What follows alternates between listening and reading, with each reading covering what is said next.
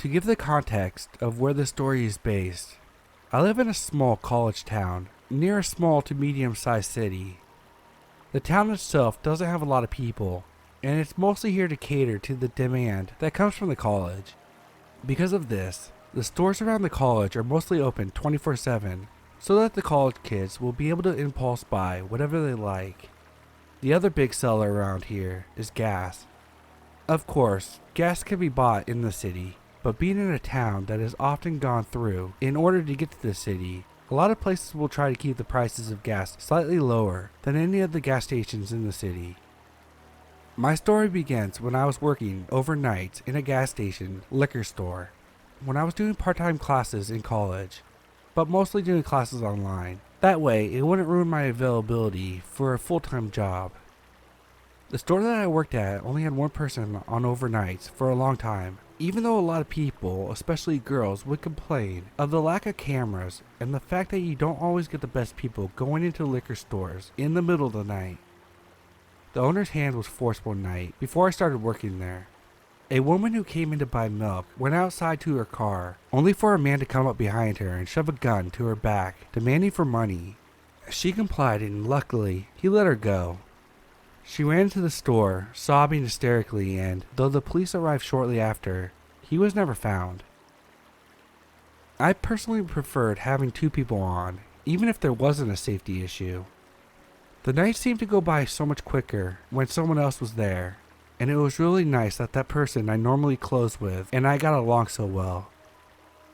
Overall, there were 4 overnight shift workers: Josh, Nick, Dixie, and myself.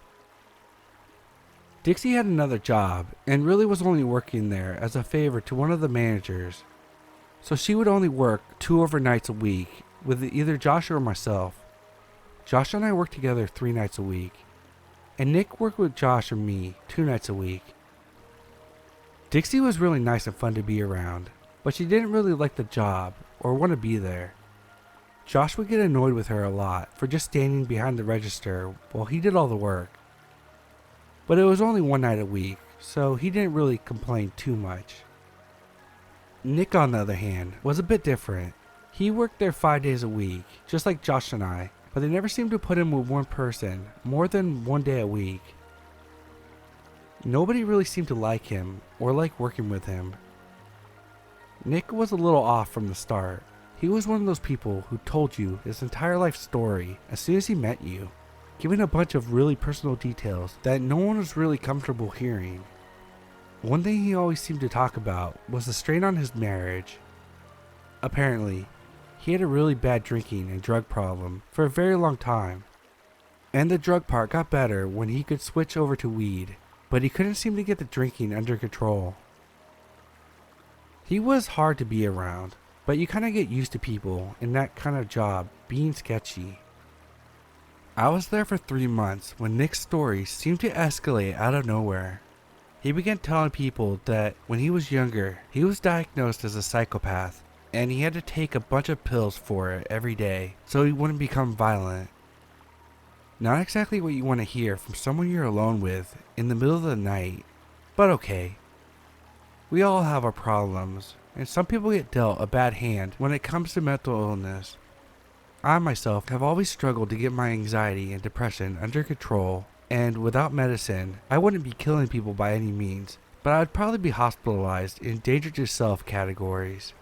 So, creepy as it was, I assured him that a lot of people had to take medicine for some kind of illness, and as long as you stick to it and are honest with medical professionals, there's no reason that you can't do anything that anyone else can.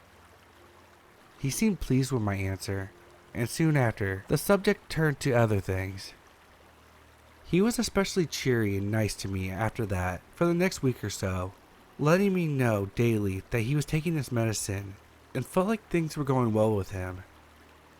I always answered enthusiastically, but I'm pretty sure everyone, especially Josh, was aware of how much I wish he would just stop talking about it and would leave me alone. Josh had a wife and a daughter who was 2 at the time, so he couldn't help but see us younger girls through the eyes of what his daughters might potentially have to deal with when they're the same age. He seemed to go out of his way to end my conversations with Nick rather quickly, which I was grateful for, and didn't really try to pretend that he liked Nick. It wasn't long before Nick started conversations with me, going into details about why he was diagnosed instead of how his medicine was working, which I won't get into here because a lot of it was very violent and sexual. I told him repeatedly that I didn't want to know about that, to which he would act like he understood and change the subject, only for him to circle back to it about an hour later.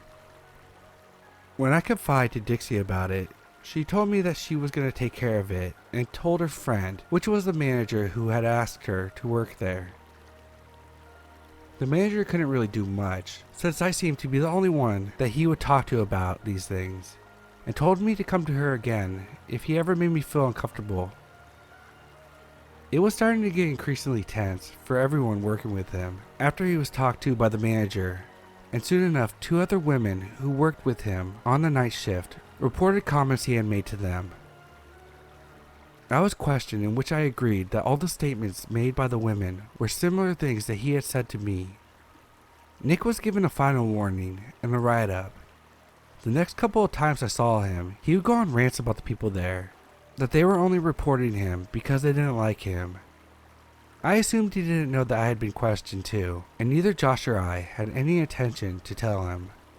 He got so angry at one point that he was practically in tears, saying how lucky these bitches were that he was on his meds, and what he would do to them if he wasn't. Luckily, it was about that point that his shift ended, and pretty much soon after he clocked out. Josh told him that we had a lot of work to get done that night, so we didn't really have time to chat with him. He nodded and walked out the door without another word. Josh wasn't lying either. The truck had came extremely late that day, so there was still quite a bit of things that still needed to get done and put on the shelf. One thing that earlier shifts never seemed to do, unless they absolutely had to, was stocking the drink coolers. It was true. It was easier to do it at night when there was less customers, so it was annoying since we couldn't chat, but we just went with it. I can't remember the time that Josh went into the drink cooler, but it must have been pretty late since we had been there for a while at that point. I was focused on stocking the shelves and making sure everything looked full if we didn't have it, when the bell chimed, signaling someone had came in. I threw out a good evening and that I'd be right there, since anyone that came in that late usually wanted a pack of cigarettes or to pay for gas in cash. I put down my box and went to the register. Slowly, dramatically, once I could see them, you guessed it, there was Nick, not looking at me, but leaning next to my register. I'd be lying if I said I had a reason to be afraid. It turned out that he was drunk, but I couldn't detect it right away from the smell of the booze that always seemed to linger in the air around there. Josh was on the other side of the wall. Even so, I considered for about 30 seconds if I should actually go or if I should run inside the cooler to get Josh. Nick wasn't a young fit guy or anything. Years of drugs and drinking had aged him prematurely and ruined his body, but he was still intimidating to a 20-year-old girl. Unfortunately, Nick made the decision for me, probably tired of waiting. He turned towards me, and that's when I noticed immediately that something was off about him. My voice was nothing more than a pathetic whisper when I asked him what he wanted. He just stared at me, nothing of his face to tell me what he was thinking. I was about to speak again when he spoke. Barely intelligible because of his slurring. "He leave you here alone?" It took me a second to shake my head and tell him in a hopefully steady voice that Josh was in the cooler, and I asked him if he wanted me to go get him. Again, staring at me in silence. At this point, I didn't even care what he said. I just wanted him to say something. The silent staring was creeping me out.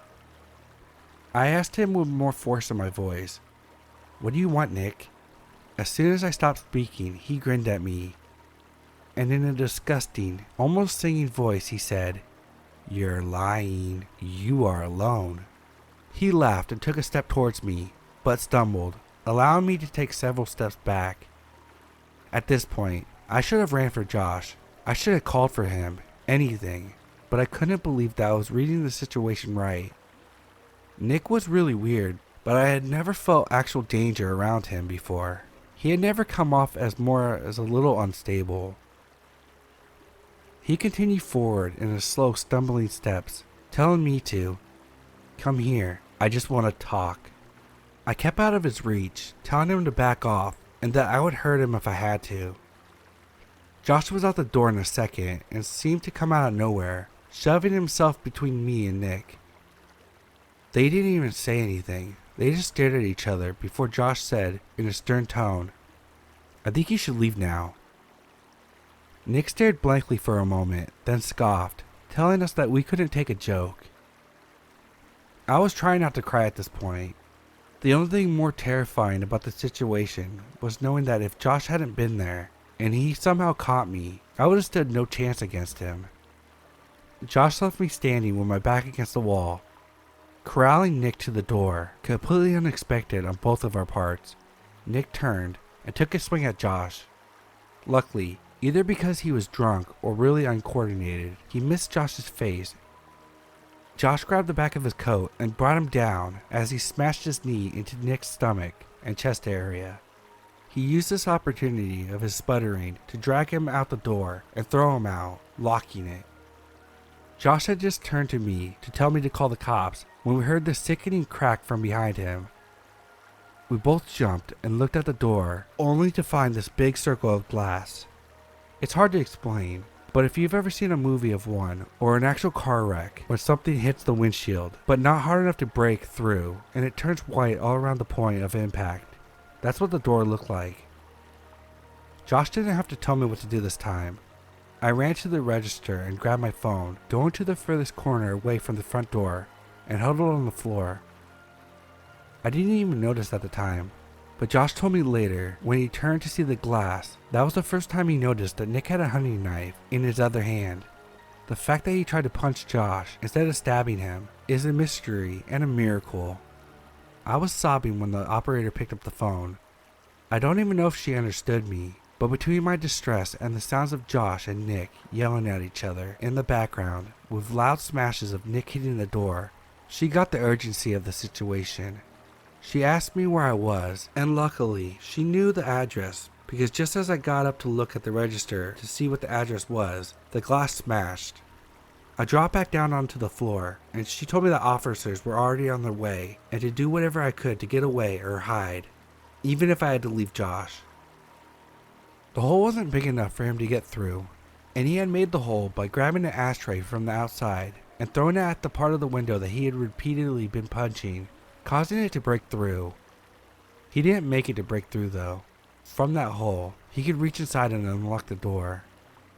According to Josh, he walked to the door and put his mouth against the hole that he had just formed and said something that I'm sobbing right now, even thinking about. In a horrible, sing-song voice that he used the first time I talked to him that night, he said in a happy tone, "They're never gonna find you two." Needless to say, as tough as he was acting, Josh was shitting bricks as much as I was. He was older than Nick, in his mid-30s, but he was a beanpole and wasn't exactly known for his fighting skills. Even so, as soon as Nick unlocked and started opening the door, Josh slammed his body into it, knocking Nick backwards from the impact. Josh yelled for me to run, and even though my legs felt like they would give in at any moment, I ran right behind him to the receiving doors in the back of the store. Nick was cursing and yelling for us as the door jingle went off. Josh slammed into the back door, cursing in pain, as he realized it wouldn't open. We found out later that Nick had pushed the dumpster in front of the back door, locking the wheels before he came in. We seemed to both realize when that happened that he was actually planning to kill us. Nick rounded the corner, still doing his awkward stumbling walk, though faster now. It at least gave me enough time to slam the receiving door shut and lock it. I was sitting in front of it, Josh bringing over anything he could find to barricade the door shut. When Nick reached the door, he must have heard me crying, because he kept calling out my name, telling me I wasn't who he wanted, and that he would make sure I died before I even felt the pain, if I opened the door for him. He started stabbing the door, screaming at me to open it. I screamed and moved when he stabbed it the first time, But Josh and I both moved immediately to hold and shut the door again. I remember Josh and I making eye contact. We were both crying, and I wanted so badly to say something to comfort him, but I couldn't think of anything to say. I had dropped my phone when I ran to hold the door shut, and neither of us could move to get it. So we had no idea how long until the police would get there, and the door was made out of wood, so it wouldn't last for long against his body slams, and offered no protection if his knife went into one of our hands. All I could think about is that I was gonna die here, that my dog would never know why I didn't come home, that I would never get my degree, and never have enough money to actually start enjoying life, that all my plans that I had made would never happen. It suddenly went silent. There was no police car sirens, no yelling, nothing. It was as if Nick just vanished. Josh and I looked at each other, not even daring to breathe, just listening for signs of life on the other side of the door. We both slammed to the ground when a gunshot went off, then twice, then a third time. There was more silence. Then a voice rang out, asking if anyone was here. We weren't sure if we should say anything. Then the voice continued with his name, and that he was an off-duty EMT who had been listening to the scanner. Josh got up and pushed the things to the side that were blocking the door. He opened it just enough to put his head out, and then it seemed like all his breath just left him. He opened the door and went out into the store, relief all over him. I ran and grabbed my phone, seeing that the call was disconnected or the dispatcher had hung up. When I went out into the store, where Josh and a rescuer were, he was in the middle of explaining how the police over the scanner were sending a bunch of cars, but that they were pretty far away, and that he had a horrible feeling that they weren't going to get there in time, when the dispatcher was telling them what they would find when they got there. He didn't want either of us to go outside until the police got there. Though Nick had been shot in the shoulder, he still had a knife when he took off. The EMT said that he was going to run after him, but with the state that the store was in, he was scared that someone was in here that could be dying or hurt. The next 20 minutes were a blur. Josh and I sitting on the floor, hugging each other, when the police got there. The EMT had called dispatch and told them of the new situation, and most of the cars that were coming to our location were diverted to looking for Nick. It was soon after that Josh got to use his phone to call his wife, and she came right over, only bringing their daughter because he begged her to. He seemed to completely break down when he held his daughter and hugged his wife. I had an extremely similar reaction when I finally got home and came in to see my dog's body wiggling excitedly, proudly displaying his flamingo toy for me to have as a welcome home gift. Nick was found 2 weeks later in an old RV in the woods that he had been using to do his drinking and do drugs so that his wife wouldn't catch him.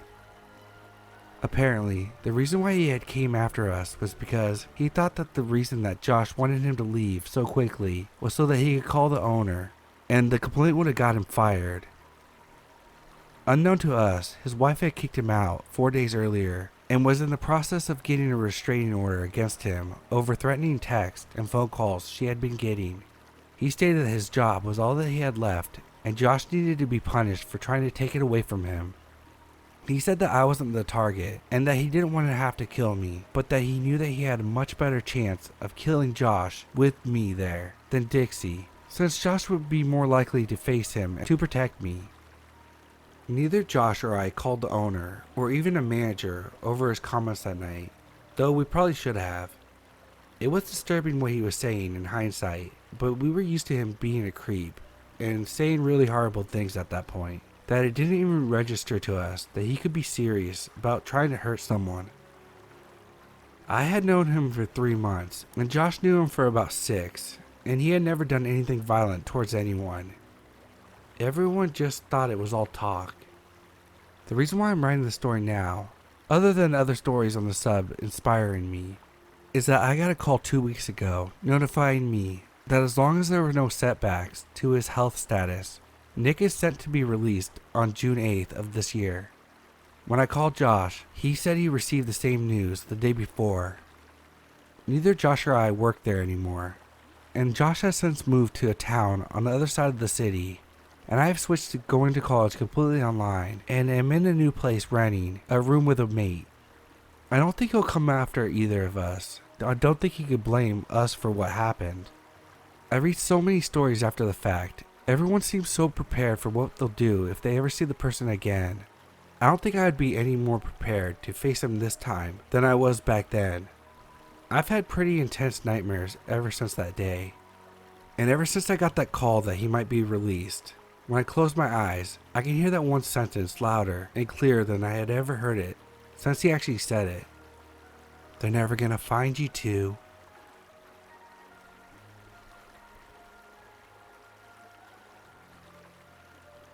So this happened back when I was 17. I can't remember exactly why I was walking down the street, but it was a rather dangerous street in the city, and pretty late at night. I walked past a private showgirl house where girls were trying to attract customers. Came across a druggie house to give you an idea of where I was. Along my walk, I passed a dark parking lot, and suddenly I heard a man say, "Hey," in a hushed tone. Turning around, I searched and found an absolute unit of a man lurking in the shadows, his face hidden. "Yes?" I answered timidly. He proceeded to flirt with me, complimenting me a lot and trying to offer to take me out to dinner. Literally, at that time, no restaurants were open.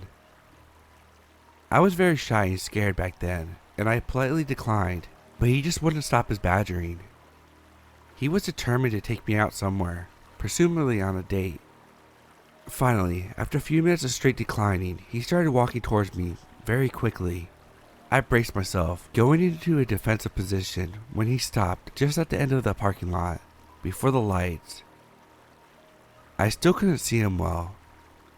Then, he said in a smooth, calm tone that pretty girls like me should be careful.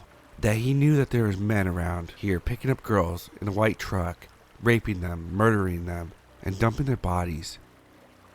Fully freaked out, alarms blaring in my head, I started to walk backwards, away from the creep. That's when I saw what I always will remember. He walked over to a car in a dark part of the lot that I hadn't noticed, opened the car door and got into the white truck. I turned around and sprinted away, hearing him rev his engine and tear out of the parking lot. Thankfully I lost him, cutting through other areas and sprinting like a madman. But Jesus Christ, I'll never forget that absolutely terrifying man.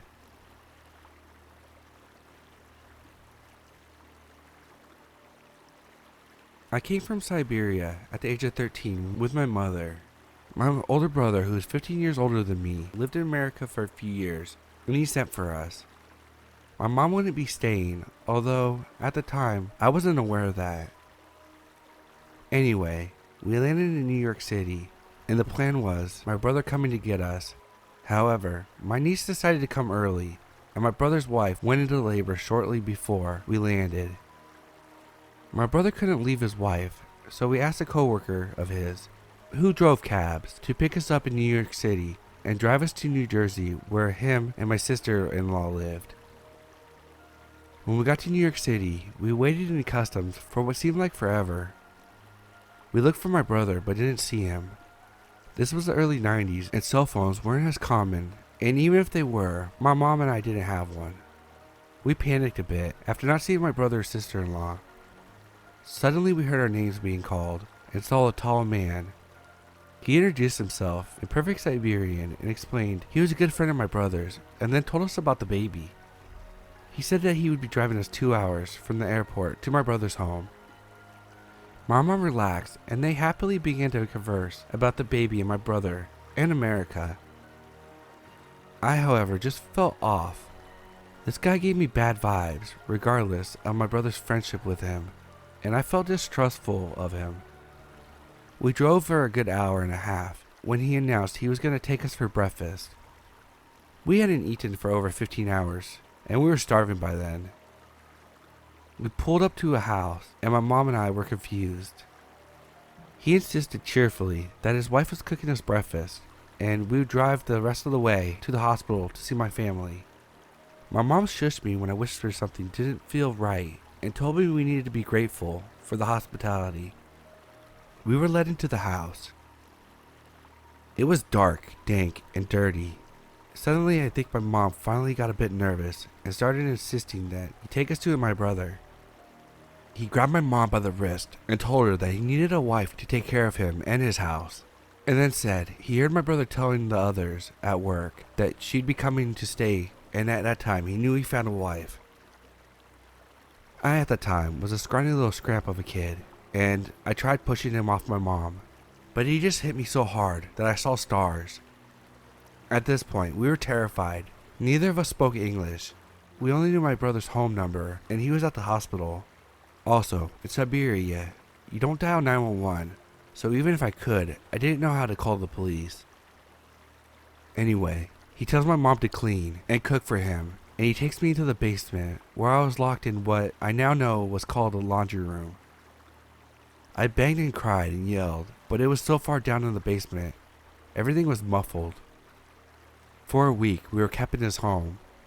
He locked us up in the basement after my mom cooked him breakfast, and he just let us out when he came home at 4. If we had to use the restroom, there was a bathroom, but that was it. Just a bathroom and a laundry room. It was freezing cold down there. Even when we were huddling together under a blanket, it did nothing.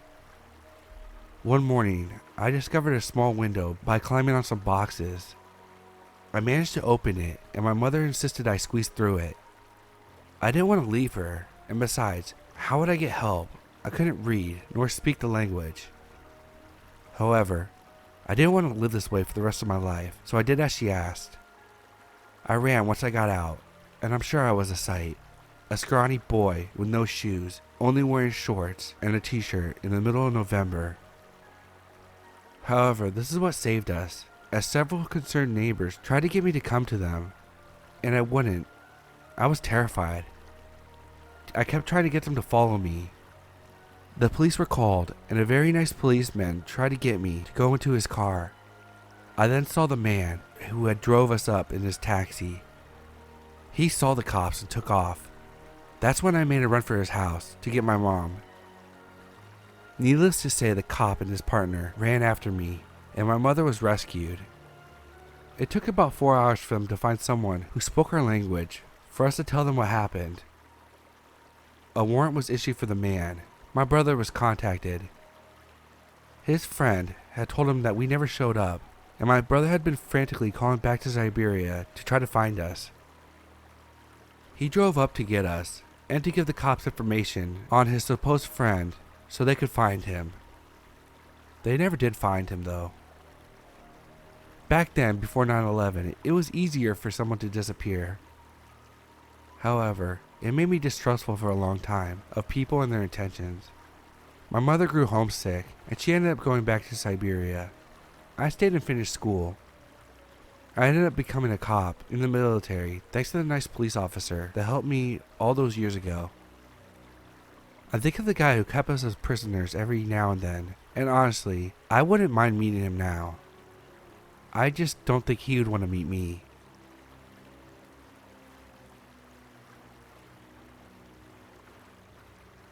Rewind to my 4th or 5th grade year. My grandma from Alaska had drove her motorhome down to Florida, where I live. She brought her beagle, Ginger.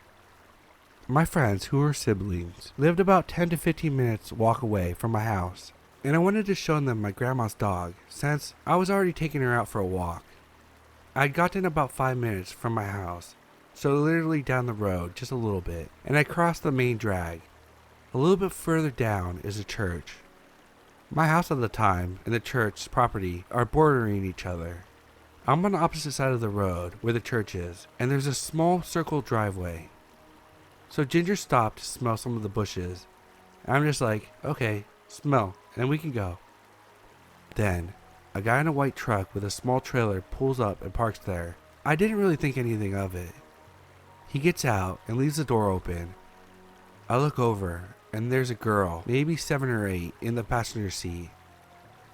Her knees are against her chest, and she looks scared. The guy hollers at me from across the street, so naturally I look over. He says, "I'm not gonna hurt you," over and over again, and he starts crossing the road. I'm starting to freak out, and start pulling on Ginger's leash, but she's way into the bushes and won't budge. He gets halfway across the street and there are no cars. He asked me the most bizarre thing I've ever heard. Do you know anyone that sells babies? I looked to my side, really anxiously, trying to think of some kind of lie to get him to go down the street or something, just to get him away from me. But I ended up saying, no, sorry. And Ginger finally was done, so I started to book it back home. He left, said nothing else, and drove away. I totally forgot about the girl in the truck. I'm walking across the street back home, and some guy in a bug exterminator truck tells me he saw what happened and asks me if I'm okay. I just say yes, still being creeped out about talking to literally anyone else. He left shortly after, and I walked into my house and told my mom and grandmother. They were horrified that it happened so close, and they had no idea. My mom called the cops, and they took a description from me via the phone, but it was really bad because all I know is he was a little bit taller than me at the time, maybe 30, was Hispanic, and had a white truck with a trailer. I remember my stepdad pulling up people who got arrested recently and asked me if I recognized any of them. Of course I didn't though. Years later, I really hope that girl is doing fine. I just hope that was his daughter, being really creeped out by him. Also, I hope no kids were taken by him. It was a really nerve-wracking experience.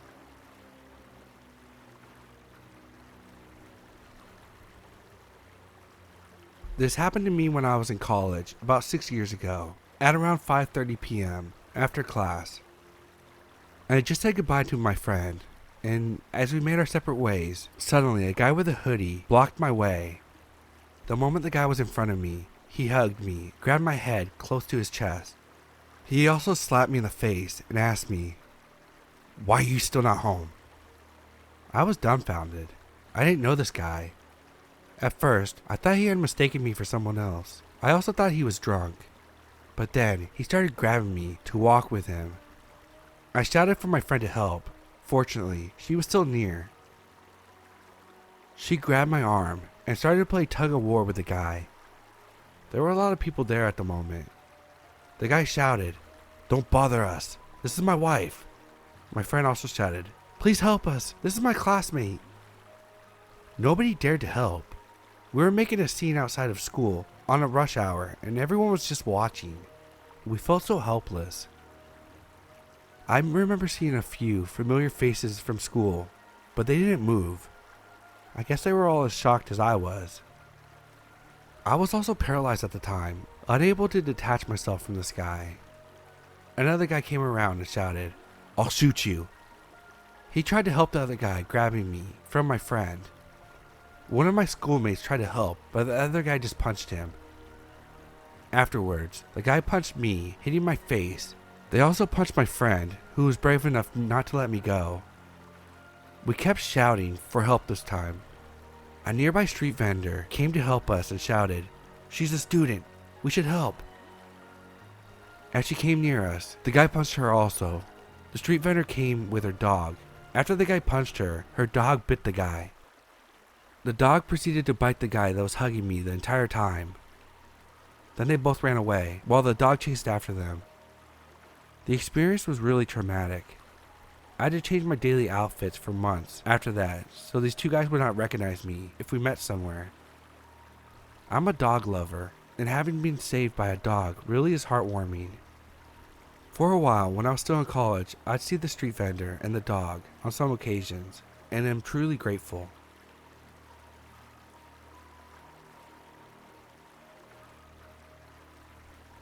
This happened back in 2016 on Christmas Eve night.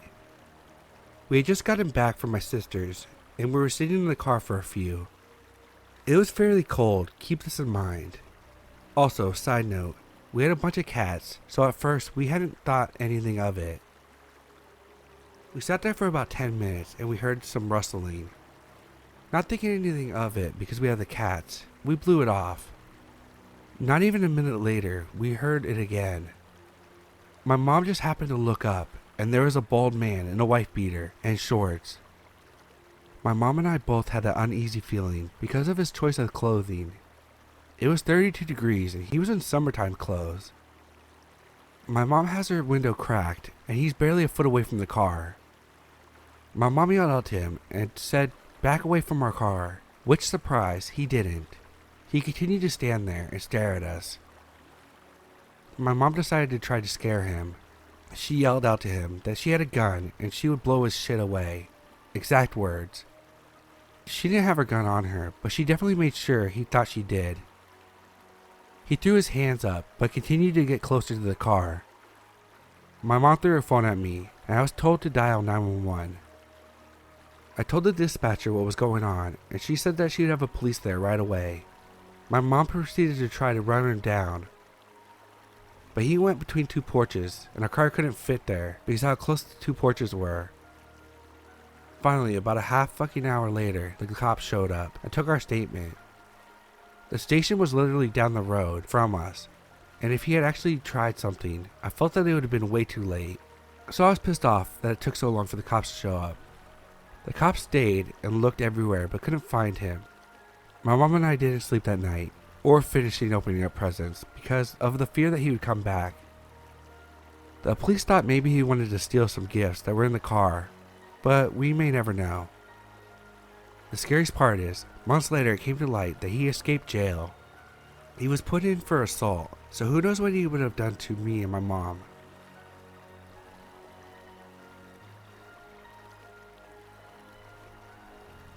This happened a few years ago while I was still in my hometown. I was going for a late night walk in the early AM, which was fairly common, and I always felt relatively safe and street smart to avoid bad situations. My walk would often take me all over town, though my favorite was a park we had down by the river, although it was known for a hangout spot for weirdos and druggies so late. I walked there plenty of times and never encountered any problems. So I went down there again to enjoy the breezy river air. The walk to the park itself was uneventful. The park was unfenced and easy to get into, open to the public. And looking from the park itself, you could see an opening to the beach river along it. There needed to be an opening because the beach was just a bit of a drop-off. You had to take a moderate step down from the concrete supporting the park itself to get into the sand.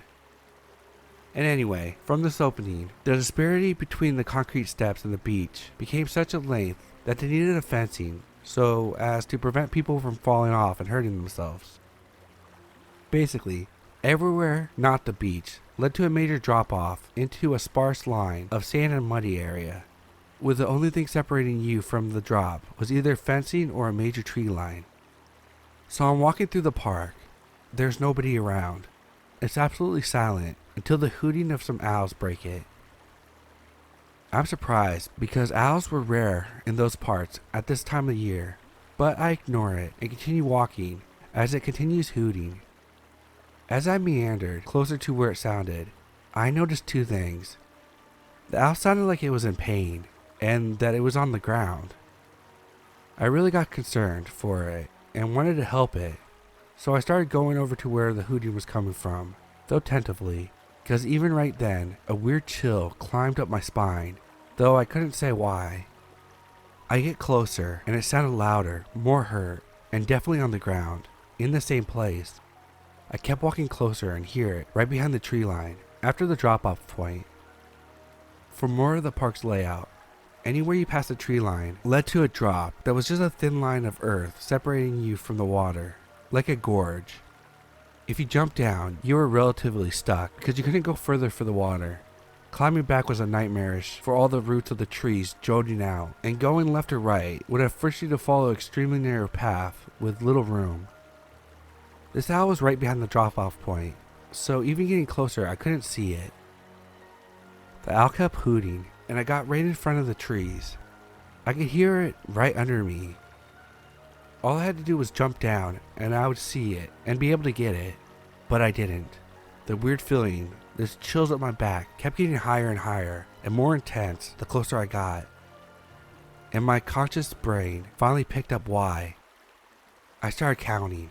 1, 2, 3, 4, 5, 6, 7, 8, 9, 10, and the owl hooted. 1, 2, 3, 4, 5, 6, 7, 8, 9, 10. It hooted again.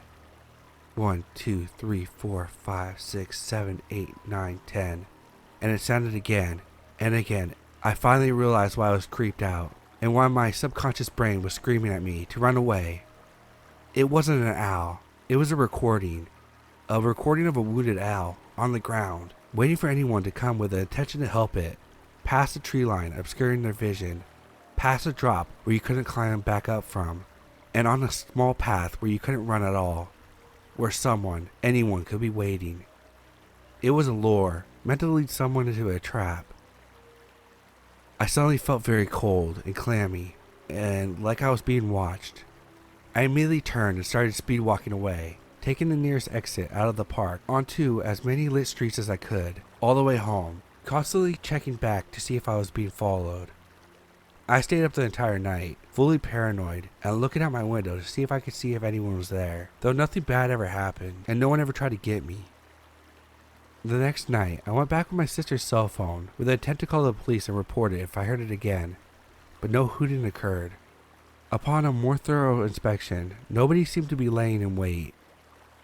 I kept an eye on the newspaper for a bit after that too, to check if anyone else reported similar things happening, or God forbid, if anyone got hurt in a similar incident. But nobody ever did, and it never happened to me again.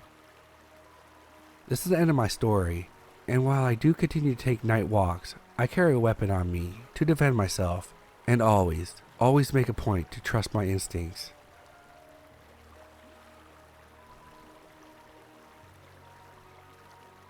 So this happened back when I was in middle school. On my 8th grade year, my class went to Yosemite National Park for a week. It was beautiful there. So where we had to stay is one of those teeny cabins that could fit about 4 people, which was a damn shame because I brought camping supplies. We were told that there would be 4 single beds, but one of them was a double, so 2 people would have to sleep together. My 2 friends claimed the single beds, forcing me and the other kid to take the bed. The other guy was kind enough to inform me that he had been getting wet dreams, so I decided to blow up my mat and sleep on the ground. About 2 days in, the spare time between hikes and activities were annoying. I took it upon myself to build a lean-to out of sticks. I covered it with pine needles to make it covered. Around dusk, some of the jerky kids decided to try to destroy it. A rumor was going around that I was going to sleep outside like an actual camper. Getting sick of fending off my lean-to, I decided to eat some fruit and put the leftovers underneath the cabin and into the lean-to. What was going through my head was, if there were night attacks, they'd get mauled by bears. It was about 2 a.m. when I woke up to loud smacking. I looked outside and saw a big black shape wandering around. This thing was big. I accidentally creaked one of the boards underneath me, and the thing, which I now realize was a very large bear, turned around and walked towards our cabin. It got as close as 10 inches away from my head.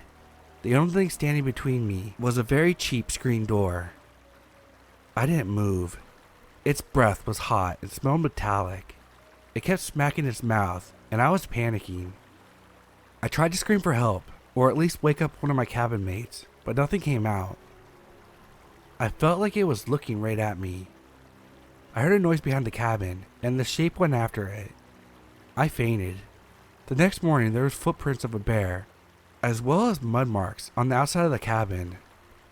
The weird thing is, there was a streak row of muddy finger streaks. My friends didn't believe me until later on they heard that one of the counselors was chased by a bear nearby.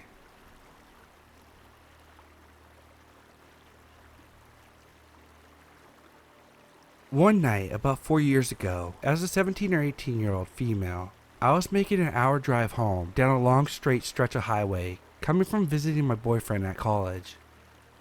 I think we saw a concert or something, because it was very late by the time I started to go home, and I was very tired. Realizing that if I didn't stop to get some type of energy drink, I would fall asleep at the wheel, I decided to exit for the closest gas station. Don't really know why I didn't drive straight through, looking back, but I digress. I walk into a 24-hour gas station, and upon entering, I noticed 2 men, the cashier behind the counter, and a man sitting at a lunch table across the entrance from the other. They're talking to each other as well, but stop abruptly when I enter and have to walk past the two of them. This was my red flag number 1, but I needed a drink for the almost 45-minute drive I had left, so I tried my best to seem unfazed, and I went to the Rockstar fridge to see what I wanted. I turned to look at another fridge when I noticed out of the corner of my eye the man at the table had gotten up and started shopping around the small store too. They also resumed talking in what I now realized was a foreign language.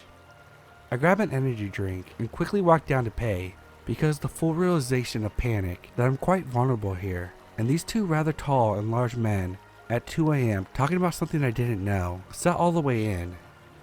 I set my drink on the counter. Luckily, I thought to get out the $5 in hand before I got out of my car. The cashier didn't scan it right away and typed on his computer. He said hello and asked me questions. How's your night going? Where are you headed to? By the second question, I truly don't remember if I answered or nodded, because just before the next thing he said, I feel the man, now right behind me, grab a random bag off the shelf and get behind me to pay. The next thing the cashier says still shakes me when I think about it. Not because of the words themselves, "You look beautiful tonight," but because how he said it. I could tell he looked directly at the man standing behind me. In that moment, flight mode kicked in, and I grabbed the drink I went through all this for, and proceeded to throw the $5 on the counter and dash out the door to my car.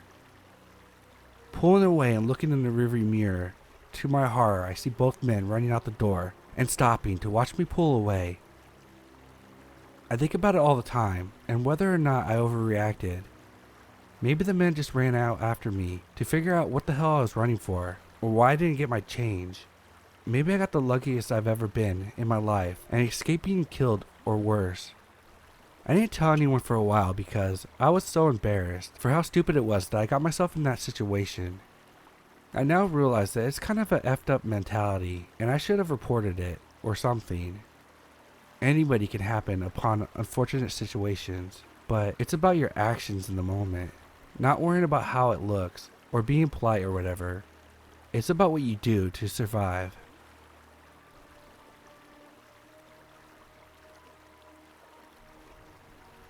A little background. I've always been a smart kid, never afraid to ask why, until I finally got an answer. One day I heard the phrase Amber Alert and asked my mother.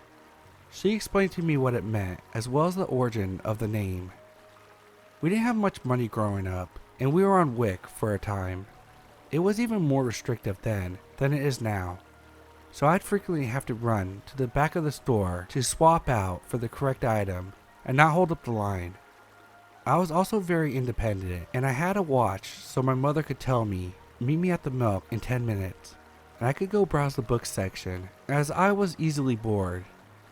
Due to an incident at the museum years back, my parents instructed me that if I ever got separated from them, to seek out an employee and tell them my parents' names, which I needed to do a few times. These things happened back when I was around 7 to 10 years old in the 90s, on more than one occasion. Here's my most vivid memory. I'd saved enough money to buy a toy and was given permission to go pick one out. Lego was too expensive, but I wanted to look at them anyway. I was checking the prices just in case when I hear a voice. It's not my mom or brother, so I ignored it. I hear it again and turn around to look. It's an older person. Now, a lot of adults look old to children, but I placed her as older than my mom, at least 40, if not 50. She asked me if I was lost. I told her no, and that I knew where my mom was, and I was just looking.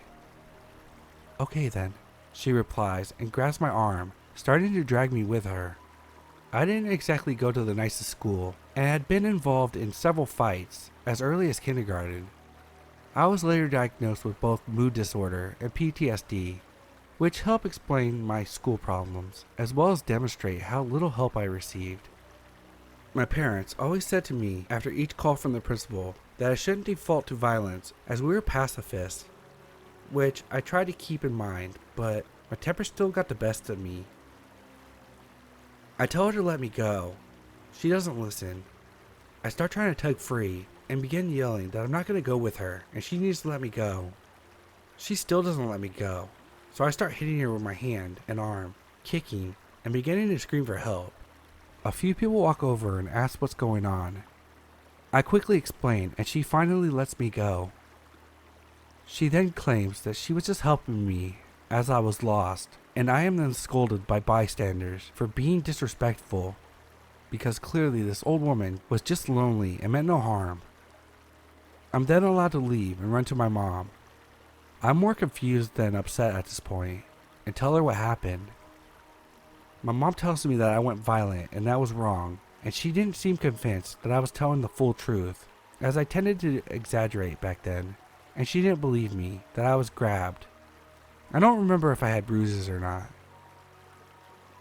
Walmart seems to attract real pieces of work because I found myself in more than a few similar situations over the years, by both genders and of many ages.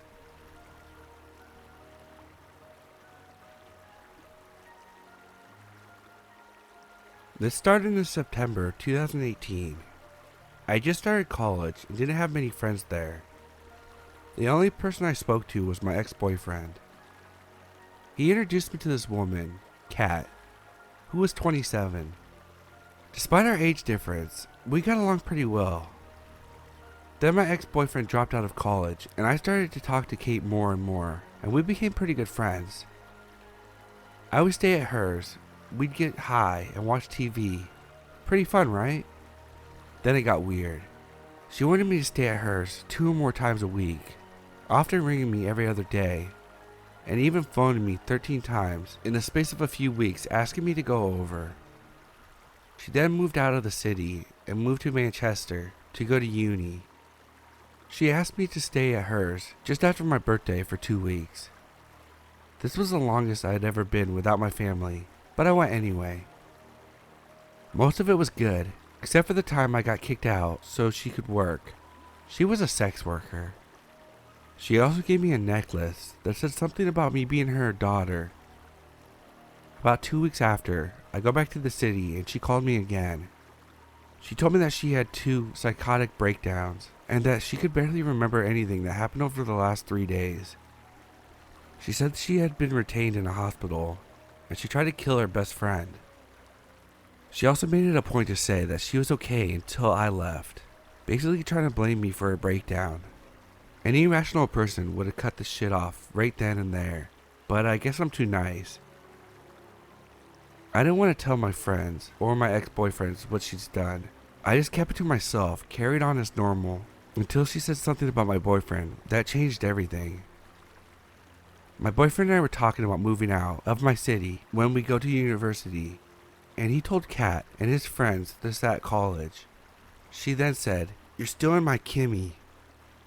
That was the final straw. I told my boyfriend what she had done, and he obviously wanted me to stop associating with her. She then sent me messages asking me to meet her after college, making it a point to say, just the 2 of us. This was obviously terrifying, and I blocked her on social media and her phone number. She then gets another 17-year-old on my boyfriend's college course to ask why we have been bullying her. It was incredibly pathetic, and I was left wondering who else she would include.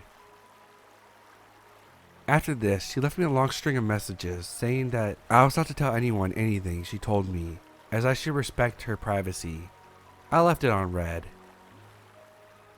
So Kat, let's not meet again.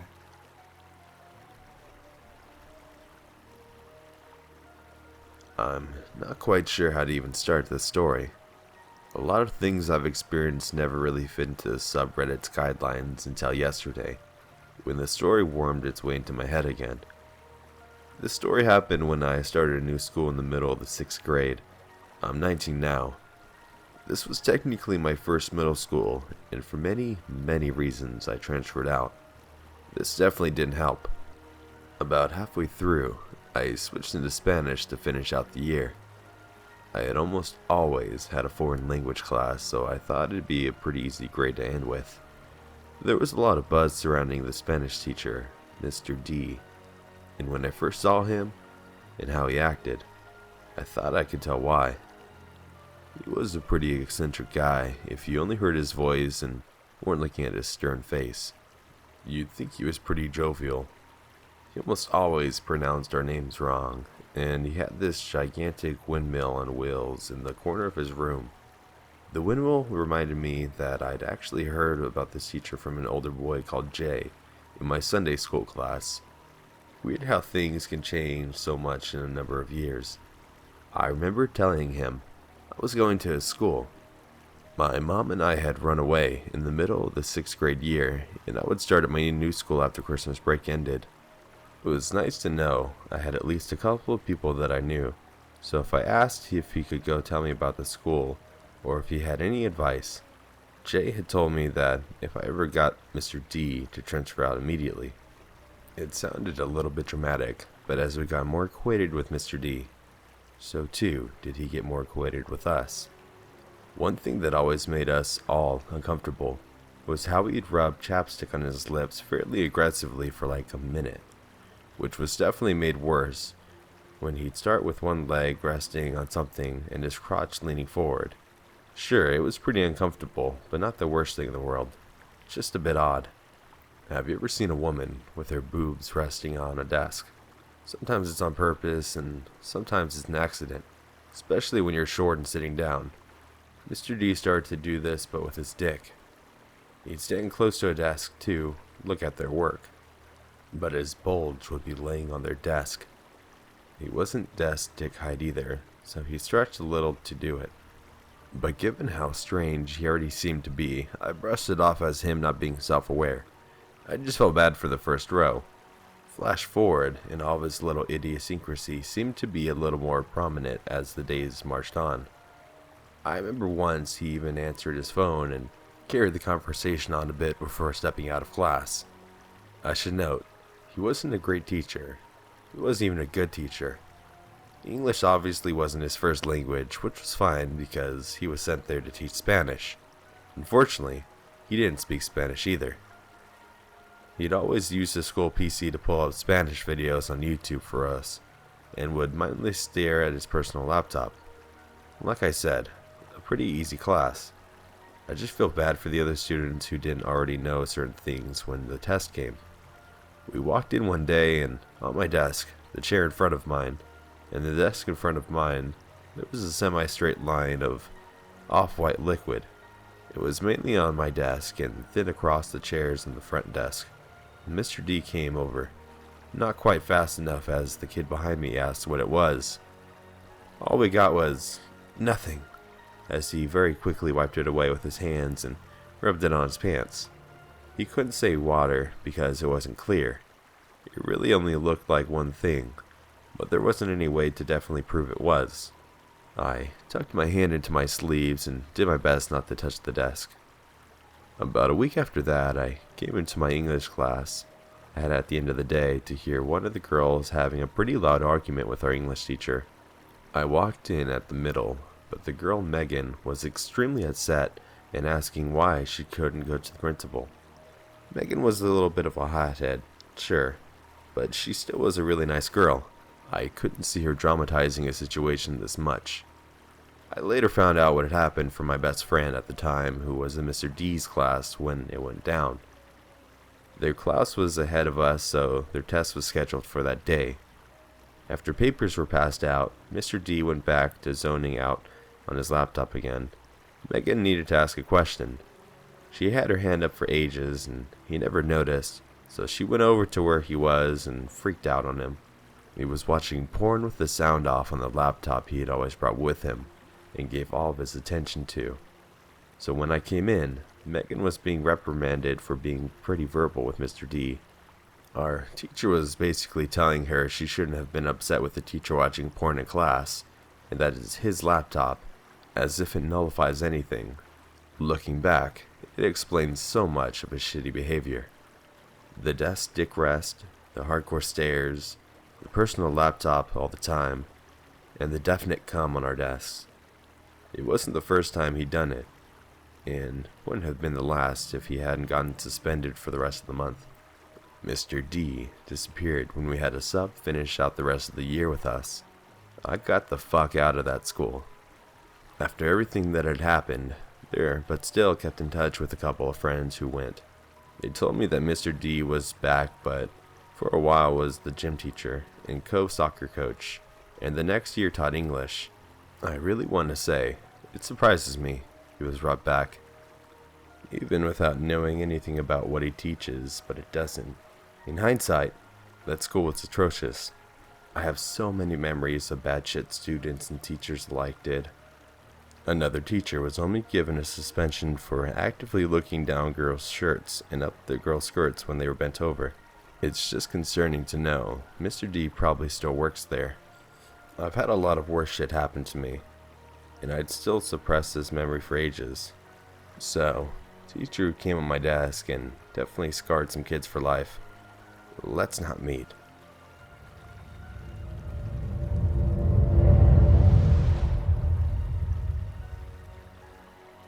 This started in September of 2018. I had just started college and didn't have any friends there. The only person I spoke to was my ex-boyfriend. He introduced me to this woman, Kat, who was 27. I was 16, but despite the age difference, we got along pretty well. Then my ex dropped out of college and I started to talk to Kat more. We became pretty good friends. I would stay at hers, we'd get high and watch TV. Pretty fun, right? Then it got weird. She wanted me to stay at hers 2 or more times a week, often ringing me every other day and even phoning me 13 times in the space of a few weeks, asking me to go over. She then moved out of my city and moved to Manchester to go to uni. She asked me to stay at hers just after my 17th birthday for 2 weeks. This was the longest I'd ever been without my family, but I went anyway. Most of it was good, except for a few times when I'd get kicked out so she could work. She was a sex worker, and when she'd leave me alone for over 12 hours to go to the parlor, she also gave me a necklace that said something about me being her daughter, so hence the adoption. About 2 weeks after I got back to my city, she called me again. She told me she had had a psychotic breakdown, that she could barely remember anything that happened over the 3 days, had to be retrained in hospital, and that she had tried to kill her best friend. She also made a point to say that she was okay until I left, basically trying to blame me for her breakdown. Any rational person would have cut shit off then and there, but I guess I'm too nice. I didn't tell my friends or my boyfriend what she had done. I just kept it to myself and carried on as if normal, until she said something to my boyfriend that changed everything. My boyfriend and I are talking about moving out of the city when we go to university, and he told Kat and his friends this at college. She then says, "You're stealing my blank name." This was the final straw. I told my boyfriend what she had done, and he was obviously waiting for me to stop associating with her. She then sent me a message asking me to meet her after college, making a point to say, "Just the 2 of us." This was obviously terrifying, and I blocked her on social media and her phone number. She then gets another 17-year-old on my boyfriend's college course to ask me why we've been bullying her, etc. It was incredibly pathetic, and I was left wondering who else she would include. After this, she left me a long string of messages saying that this was not to tell anyone anything she had told me, as I should respect her privacy. I left her unread. So Kat, let's not meet.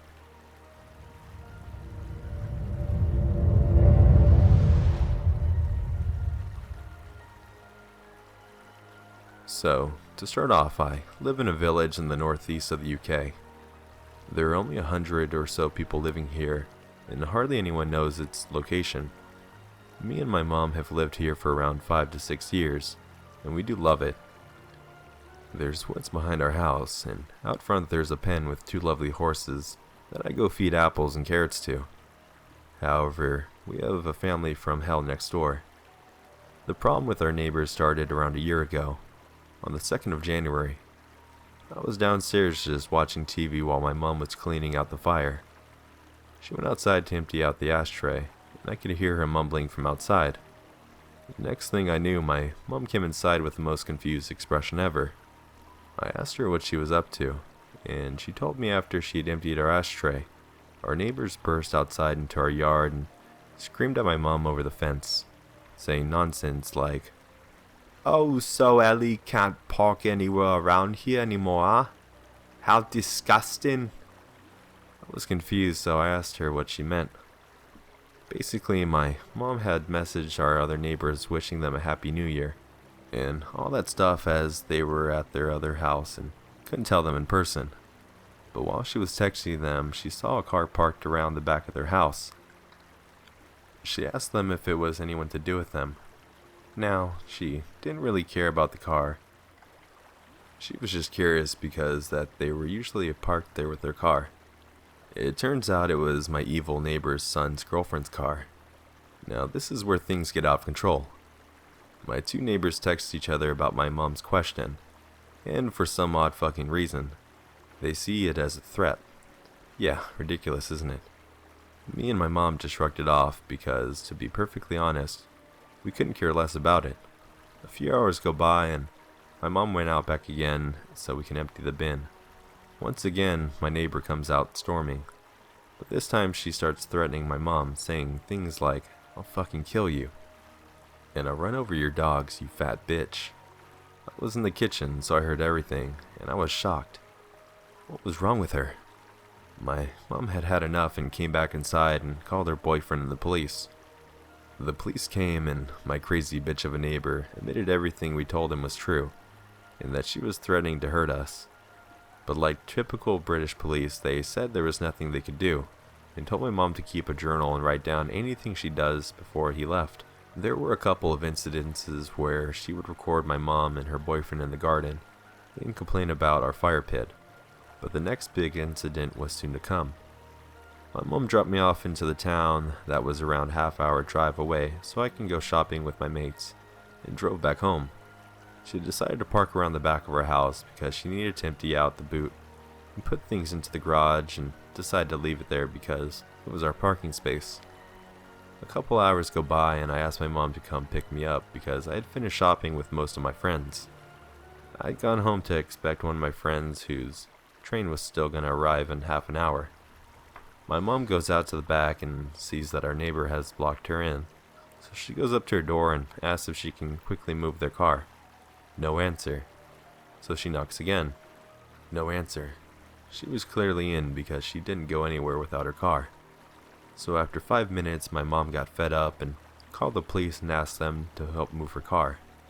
When the police arrived, she came outside. When they asked her to move the car, her answer was no. They kept asking her to move her car, and her reply was no for over half an hour, making my mom late to pick me up.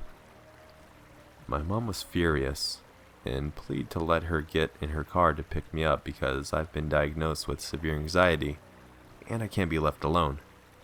My mom phoned me while the police were talking to our neighbor and explained what was happening. Thankfully, I wasn't alone because my friend was still there with me. Even he had missed his train and was phoning his parents explaining the situation to them. In the end, my mom got a ride in the stepdad's car to come pick me up. We also offered my friend a ride home. She moved her car while they were picking me up. I could write 1,000 things that these people have done, like how they filmed me, a 14-year-old trans guy, sunbathing in my garden because they thought my Switch I was watching videos on was an iPad. Or when one morning they opened our back gate open so that when we let our dogs do their morning business, they nearly ran into a busy road. Or even when she came into our yard and nearly knocked down our door because our dogs were barking back at her dogs. But this post has already gone long enough. I haven't even gotten to the recent story. The most recent incident happened at the start of this year. For starters, in December of 2019, my dog Pippin died. It was her time to go, sadly, but we decided to stop her suffering and put her to sleep. So this was already a hard time for me and my mom, because I've given her at an age of 2. I'm now 15. But one day, while I was in my bed, my mom was downstairs cuddling with my 1-year-old puppy when she noticed something was wrong. He just couldn't lie down. He had a bit of foam coming from around his mouth and he was shivering like crazy. He then started to vomit violently and threw up this weird substance that looked like chicken. But it was coated in something red, and no, it wasn't blood. My mom was positive it wasn't. She immediately took him to the vet because we just lost my 13-year-old dog. There was no way we can lose my 1-year-old puppy only a couple of days after we lost Pippin. Thankfully, after a lot of injections and vet visits, he was back to normal. Now, we didn't give him any treats that would make him sick.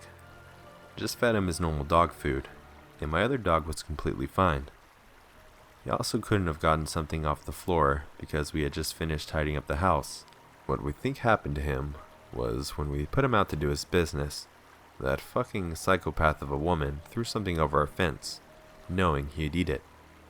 What makes it worse is that she was a fucking vet, so she knew exactly what is toxic to dogs. Luckily, we're moving away from this crazy bitch this week, and her husband are now in trouble with the law, because they nearly beat a man to death when they were drunk, which now means the police are starting to believe us. So, my batshit crazy neighbor who films minors sunbathing and poisons dogs, let's not meet. Unless it's you behind bars, then I'd love to meet you again.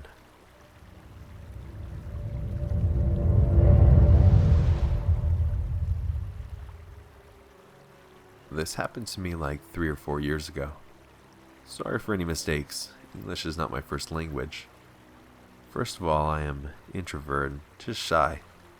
My only romantic relationship was fast. This was my potential second serious relationship.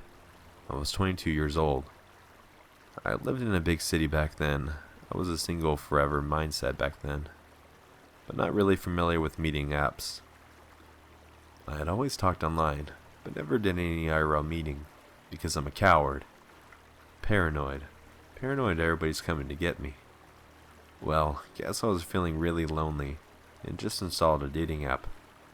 At some point, a guy, 28, handsome in the eyes and full of charm, wants to meet me, a 22-year-old nerd, and to be honest, I made a full move, because he wants to meet at my place, and I've accepted it. I was stupidly thinking, hey, he wants to meet me at my place, so he's not meaning any harm, initially. Don't be like me, kids. Use your brain. Yeah, no, he means no harm, but he was weird as fuck. First, I insist to meet him when the sun was still up. After many texts where he was trying to change my mind, he complies and meets me at my apartment hall. I was charmed. He was tall, a little buff, soft eyes, and knows how to talk. For you to picture the scene, I was, and still am, nerdy type with glasses, skinny. Told him that we had to use the stairs because it's been a month since the elevator was out of service. Tried to smile even if I was nervous. I felt I was too. But here's where things get weird. When we're using the stairs, the sun was up high in the sky, but he suddenly says he was drunk, and he was back from a party with his friend. He started to trip on his own foot while going upstairs. Okay, wow, weird. Maybe he was just nervous, so I stopped in the middle, turned around and asked genuinely where his friend was and if he wants to go back. I will not force him in any ways or wait for his answer. He assures me that he's okay and just a little drunk. There's no smell of alcohol, but his eyes were in focus and it alarmed me. He was playing being drunk or high? Then it begins to scare me for real. I insisted, okay, you're not right in your mind. Come with me and I'll call a taxi if you need it. Sorry to have to make you move when you were obviously sick. And began to go down the step and expect him to follow because, heck, at least have some common sense and don't go to a stranger's place when you know you're sick or high or whatever. He suddenly grabs my arm and squeezes it. I'd almost fallen down because I was not prepared. We were in the middle of the stairs and it was dangerous for both of us. Said it to him and insisted smoothly just to cancel for today. His eyes were focused now and he says, "No, I'm alright. Where do you live?" Maybe because of shock I answer, "I was living on the last floor." He stands straight and his hand still on me. He began to go upstairs and I don't know why I haven't reacted, but I was following him. Like, dude, what the fuck? It's dangerous if we stay in the stairs, was his last words before we silently reached the floor. In the doorway, he let my arm go. We discussed a little because I was really concerned about what had just happened. He said smartly, when I look back and just think that it was dumb, he wants to rest a little bit and needs water. As a simple-minded person who cares about the other's well-being, I began to hurry to open the door and invite him in. Oh, dude, I was so stupid back then. I was living like every student, in a worn-out small apartment, saving money to spend it on video games instead of actual food. Forced to drink water on the end of the month while cycling and watching food porn on YouTube because I think it was worth it. He made unusual comments like, "Oh wow, it's cozy here."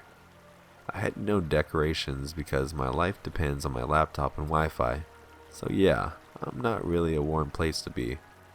Then he starts to call me with other names while talking. Had said nothing but, "Hey, it hurts, you know. At least remember my name."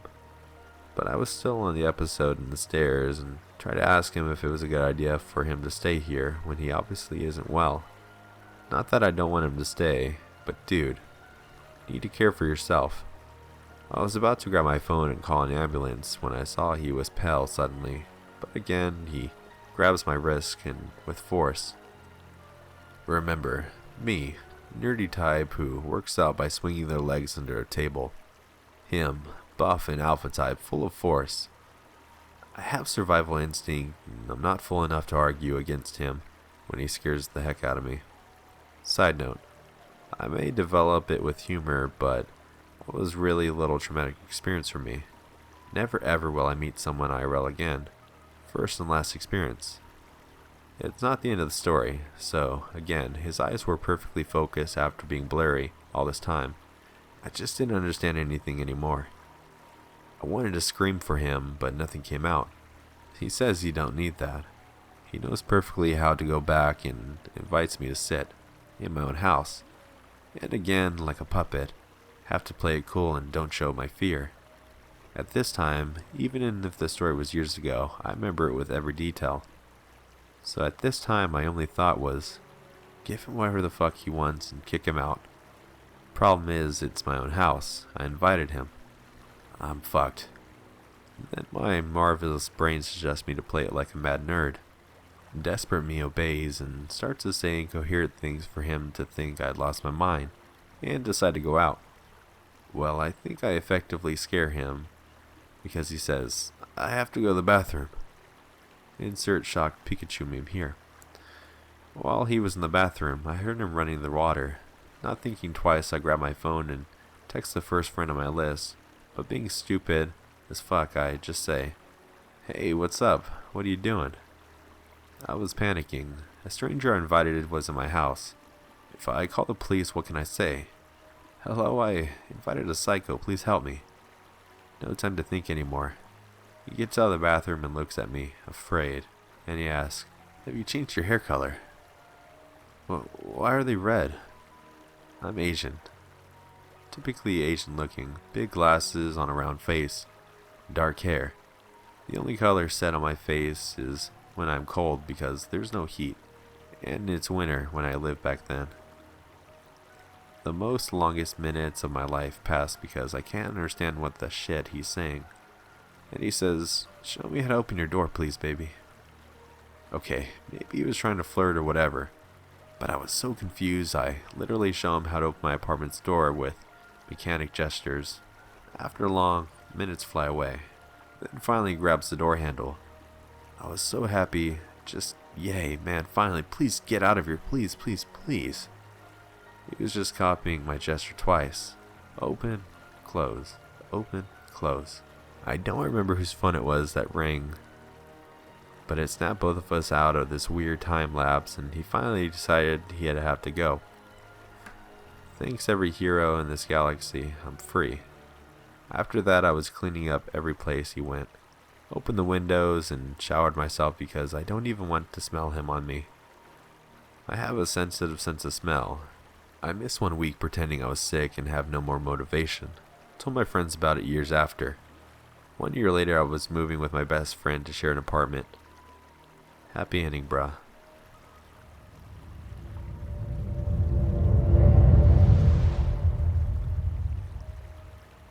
So, I have a regular run-in with creeps, as you can tell from my last post about the high school weirdo. This happened more recently. I was 20, and I took my sister who was 16 to Starbucks in our area. We were sitting outside the cafe, and I noticed this guy who was a young Asian male and wore a fedora staring at us from inside. He didn't have coffee. He wasn't doing anything, just staring. My sister went back inside to go to the bathroom, and he promptly came out. He started talking to me, and he was weirdly very intelligent, and spoke like he was from the early 1900s. He told me his name was Clyde, and he jokingly asked if I could be his Bonnie. I was really creeped out by that, and my sister came out and he left back inside, but continued to stare. One day at my job, I was getting coffee in the mall I work at in a Starbucks inside a Macy's, and of course, he was there. This location and the last location are about 5 miles apart, so I have no idea why this dude was here. Same thing, doing nothing, just staring. I went to my job and I would see him walk back and forth frequently, and I was so creeped out that he knew where I worked. One day when I was off, I got a text from my manager saying a young Asian man was looking for me, and that she already knew him as a creep because he had frequently followed her as well. I told her he was doing the same thing to me. You will probably think I'm lying at this point, but I go to the third Starbucks legit 15 miles from where I live, and he's there. I don't know if this dude is just really interested in Starbucks or what. He doesn't talk to me, but I go home, go to bed, and when I get ready to go to work, I see that someone wrote on my car with their finger, because my car is dirty and it said, "I'm in love with you." I honestly thought it was my boyfriend, and I called him telling that he was cute, and he was super concerned because it turns out it wasn't him. My first instinct is that it was this dude, Clyde. I since have moved jobs, but still in the area, and of course, our paths have met for the third time when I was just walking. He's sitting at the bar thing by a window of a food place, I don't know what it was, and he waved and blew me a kiss. I told my new job just in case he had happened to show up, and lo and behold, my manager dropped her jaw and said that the girl before me was being stalked by him as well. I honestly don't know how many girls he has done this to, and how he has the time to follow these girls, but he honestly radiates creepiness. I haven't seen him since, thank God, but every time I go to Starbucks, I scope the whole place out before I go in, to make sure he never sees me. To Clyde, I won't be your Bonnie, and I hope we never meet again.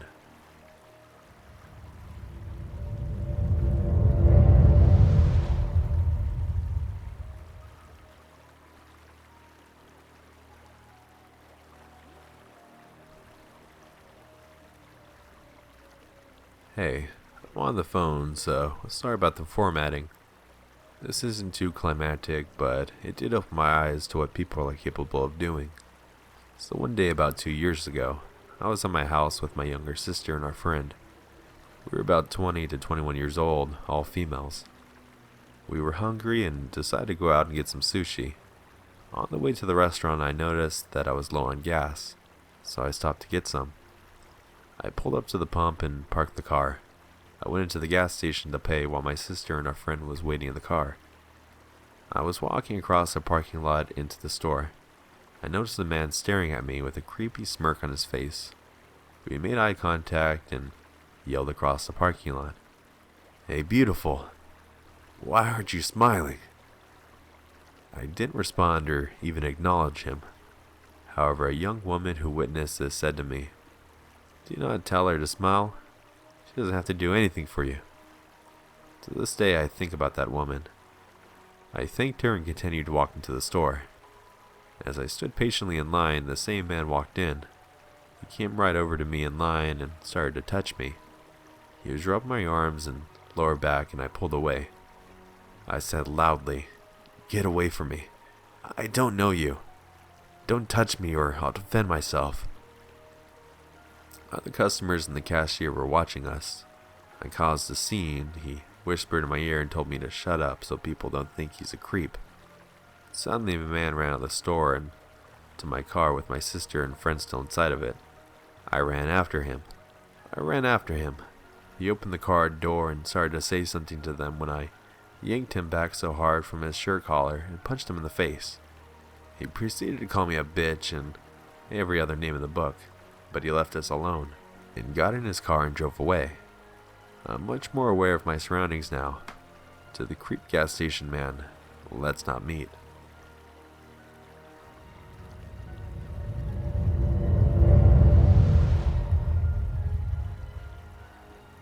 I was driving a rental car at 3 a.m.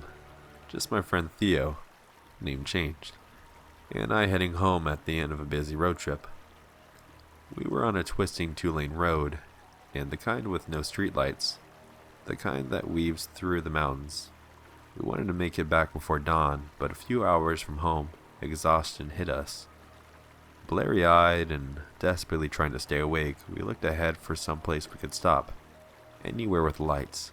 There was almost no signal on our phones for search options, so we were relieved to finally see a distant gas station through the trees up ahead. It had been the only building and lights we had seen for miles. As I drove towards it, I saw a blare and realized I had just passed someone. A man walking a few paces off to the side beside the road, just at the edge of the woods. My brief glimpse had shown him in dark clothes, something long resting on his shoulder. Huh, Theo said. I made some sound of acknowledgement. We'd both seen it. Weird, but we weren't concerned as we were too exhausted to care. Then we were both very frustrated that the gas station turned out to be a small medical clinic, long ago converted from a gas station. They had kept the typical awning above where the gas pumps would be. The lights were on outside, but the office was dark. We eased down the narrow gravel drive and paused in front of the building anyways, trying to get enough signal on our phones to look for a hotel, or somewhere safe to nap. Signal was still spotty, so we were resorting to paper maps. Neither one of us felt great about the spot, even if it was a little island in the light of the dark area. This is when the man showed up in the rearview mirror, continued walking along, keeping at the edge of the pool of light. I had an immediate bad feeling and started the engine. No lights, just engine. Didn't want to blind some poor guy just trying to get somewhere if that's all he was. He passed us by. I saw his back and realized he was carrying a flag on his shoulder, wrapped with cord. I couldn't quite make out the flag type. It looked like it might be a US flag, but it didn't look quite right. The bars were too thick and not quite enough, and I couldn't see if there were stars there at all. Hard to tell in the dark. And with the flag curled up, his clothes looked odd too, like some strange combination of a military surplus store, but I'd seen odd clothing on drifters before. He just passed on, kept walking into the dark, out of the light, and out of sight. I told myself that he was just a local walking home from some hole-in-the-wall bar or homeless man heading to the next town. I told myself the exhaustion was getting to me, making me paranoid. We looked at the map for some time, cursing our bad signals, and finally we had figured out a route to what looked like the nearest large town to get either a hotel room or just a safe parking lot to nap in. We got ready to go. I told Theo he could put the seat back to nap. I had a second wind. We would make it. Theo sighed in relief and put his seat back. I was pretty sure he fell asleep in seconds. I tried my phone again, watching the signal flicker in and out, and then sighed and checked the paper map once more. Ready to go, I turned on the high beams to check out the narrow road that led us out of the lot, and my adrenaline shot up. Best energy drink I could have had. The man hadn't walked on. He stood there in the dark, and now my brights lit him up, facing us now. Dark clothes, dark military-style boots, dark complexion, and a huge smile. That smile raised the hairs in the back of my neck.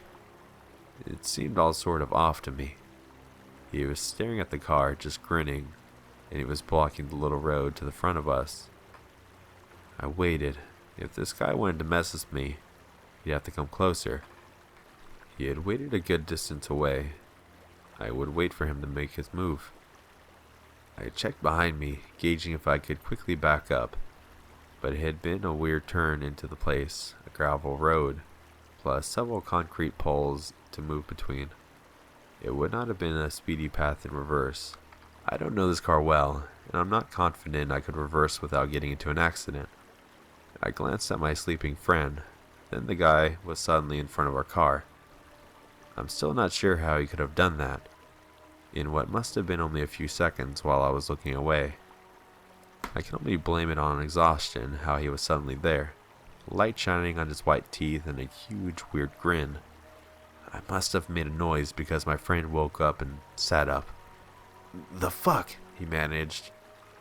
And the guy just stared at us, just grinning at us in the headlights standing right in front of my car. Just grinning. "Some crazy guy," I murmured. We had both lived in a big city. We dealt with typical crazies before. If they weren't armed, usually there was nothing to worry about. I saw no weapon. I was wary, but not scared. Then I noticed a heavy-looking point at the end of the flagpole, still resting against his shoulder, and the mental image of him spearing into my windshield, or just down into the hood of my car, was suddenly vivid.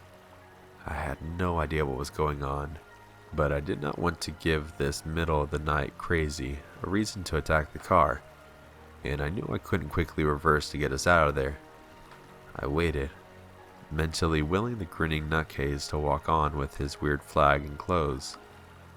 I have no idea how long he stood there, just staring at us and grinning. After what seemed to be a long moment, he began moving, but moving against the car and sliding to the side, slowly coming around to one slide, but dragging himself against the side of the car as he moved. The car shifted slightly with the weight, and I could hear the slide of cloth and the drag of the wooden flagpole on the side of the car. A small, ridiculous part of my brain congratulated me on buying the insurance for the rented car. Sure, he was scratching it. The grinning man gripped the driver's side mirror, as if using it for support, and leaned down. I saw a glimpse of that grin through my side window and looked away. I suddenly did not want to look at that freakish smile when it was only inches away from my face, just a little glass between us. Theo leaned over slightly, looking through the window. I saw my friend shake his head no, and he said firmly no. I saw the grinning man make a hand gesture, and Theo said louder, more ferociously, "No!" The man straightened, no longer leaning on the car. I saw his fist grip the pole, and I gunned it out of there. And he just stood there, the dark figure staying in the pool of the light as I shot out into the dark road. No longer sleepy at all, we had no problem staying awake to the next town, where we found a motel. Crazy flag-carrying man, let's not ever meet again. In 1990, I was a corporal in the Marine Corps. Counting down the last 6 months of my tour of duty at Camp Butler on the island of Okinawa. Being an NCO, I managed to get my own room. Although made for 2 people, the room was small. When you entered, there was a wall locker, then a bunk on either side. On the far wall was a desk, a small fridge, and an end table situated near a window. Hanging on the wall above the bunk on the left side of the room was an old, large mirror held in a strange-looking, heavy wooden frame. I took the bunk on the right. Having recently been promoted, most of my friends were of lesser rank than me, and I let them hide in my room. Whenever they needed to shirk any unwanted duty that came up. They never stayed long, though. At first, they would try to nap, but complained of angry, violent dreams. Arguments would break out, and even a few fistfights occurred, over even the most trivial of things. People would enter the best of friends, believe, angry, sad, or depressed. A few of us were sitting around talking once when one of them, who had entered in the best of moods, suddenly became upset about something and jumped at me, getting me into a chokehold that took the other two to release me from. Later he apologized and said he had no idea what had came over him. Another time my best friend was napping while I was reading a book when he suddenly sat up, looked off into space, and said, "I can't take this anymore," leaving abruptly with no explanation. He never stayed in that room again for more than a few minutes at a time. Feelings of dread, depression, and anger were only highlighted by the noises that came from the room. I can't count the number of times a sergeant who lived in the room next to me would come banging on my door, telling me to turn down my music or the TV I had.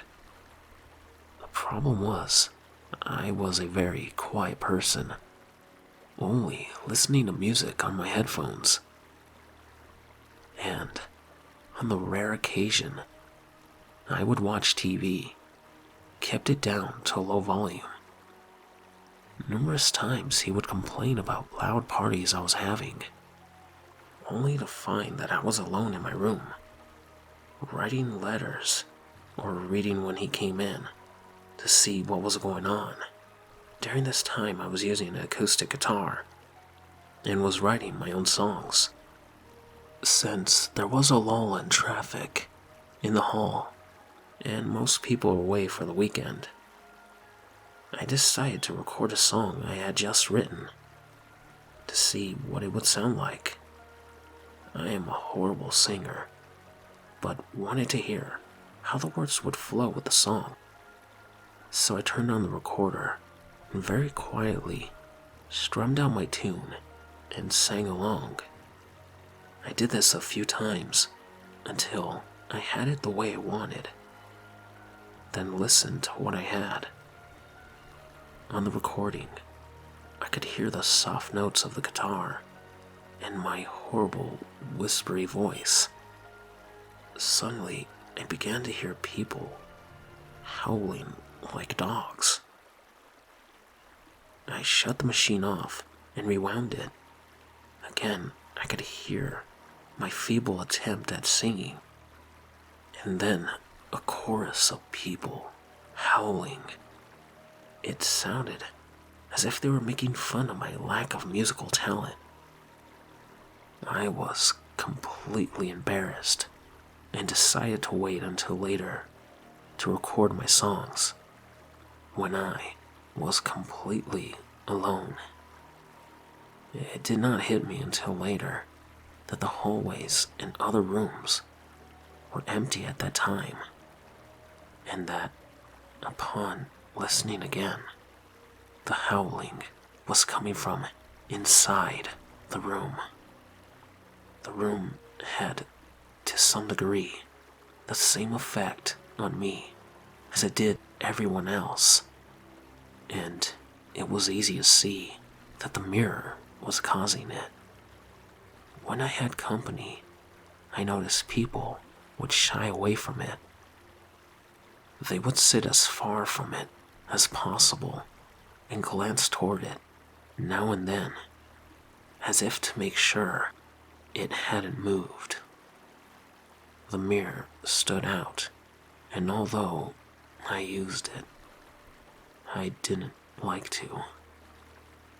I tried to avoid looking at it whenever I came or went, which was nearly impossible since it was so big.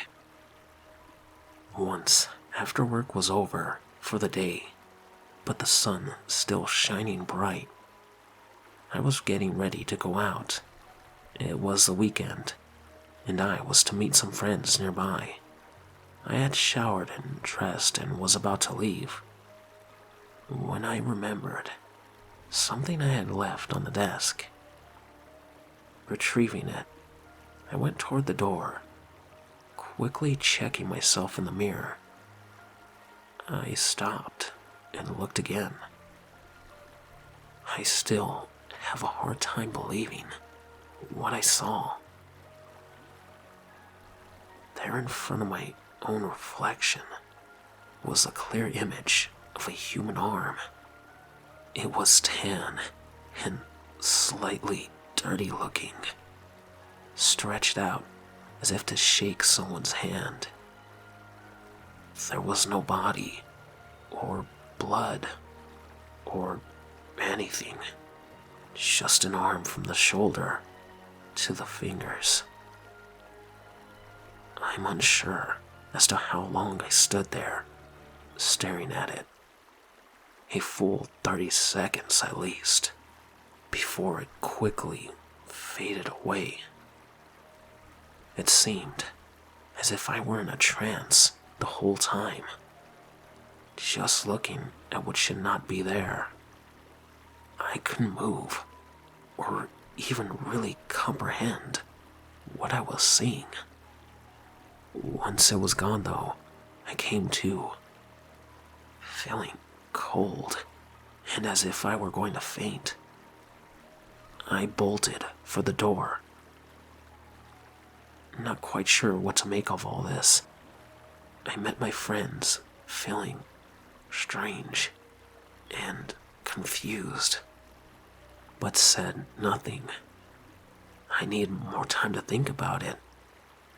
Soon after, the friend who had me in a chokehold was promoted and moved in with me.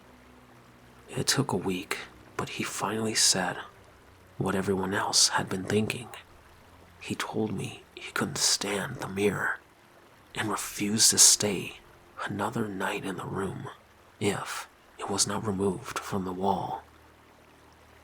He couldn't pinpoint what exact thing, but said the mirror exuded a strong sense of, well, evil. Hearing this, I blurted out my own story about what I had seen, and we both agreed to do something. There really wasn't any place to store the thing, and when we tried to toss it out, we were told by an anal superior we couldn't dispose of government property without proper permission, and to put it back in the room.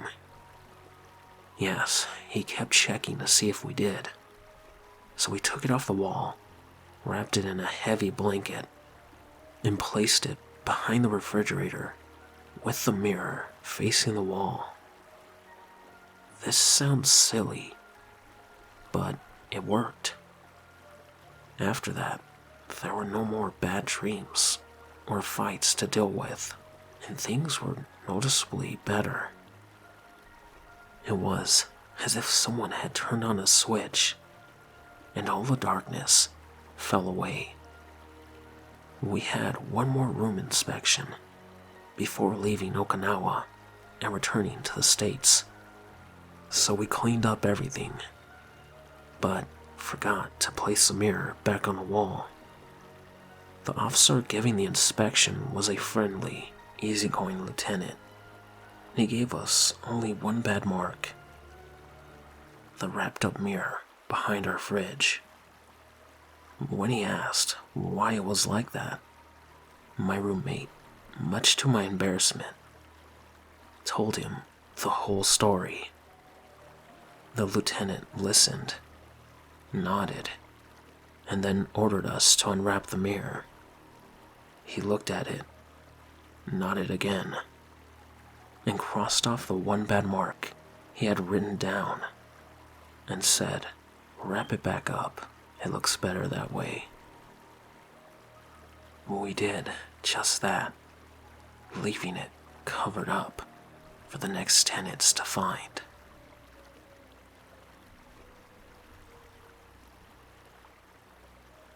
This all happened when I was 19. I'm not the best looking dude, so I've never had much luck with women, and I ended up on Tinder.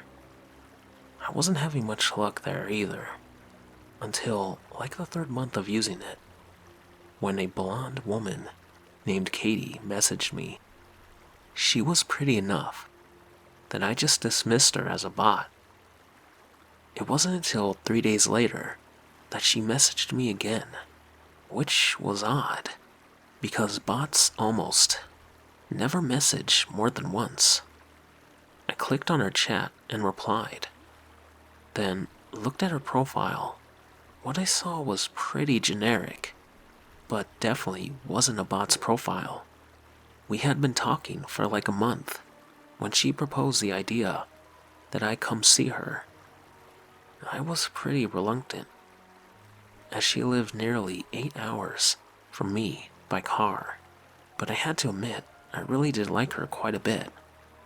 And I had been thinking about asking her if I could come see her for a while now.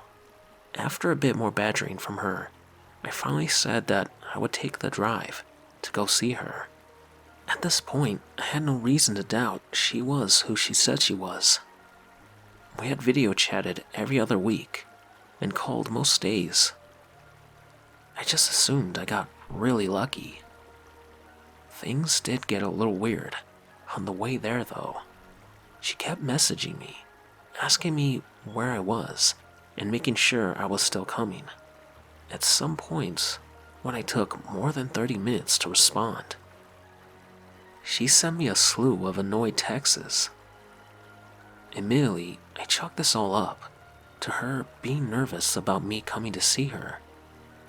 I was pretty nervous too, so I couldn't blame her. I had a hard time finding the house at first. The directions she gave me were pretty confusing, and it was back through a series of gravel and dirt roads and a large thicket of trees. It was still about midday when I came on to a old-looking house. The window on the second floor was boarded up, but it didn't look abandoned, just worse for wear. Katie's red buggy that she liked to talk about was parked in front of the garage. I took out my phone and texted her that I was here. She only sent me a smiling face in return.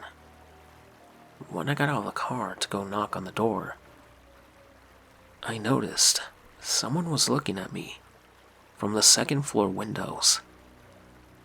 I found it a little creepy, but figured it was just her father or something. She told me that he comes to stay with her every now and again. So I ignored it and knocked on her door. She answered with a smile and even gave me a kiss, which surprised me, and I followed her inside. We sat down on our couch and started talking about our plans when I asked her about her dad. "You didn't tell me your dad was here," I said. Was that going to be a surprise, or? Katie looked confused and told me that her dad wasn't here. I still thought she was keeping up the act, and I told her that she didn't have to keep pretending, and that I had seen him looking at me through the upstairs window. Katie went pale and said that we had to get out of there, now.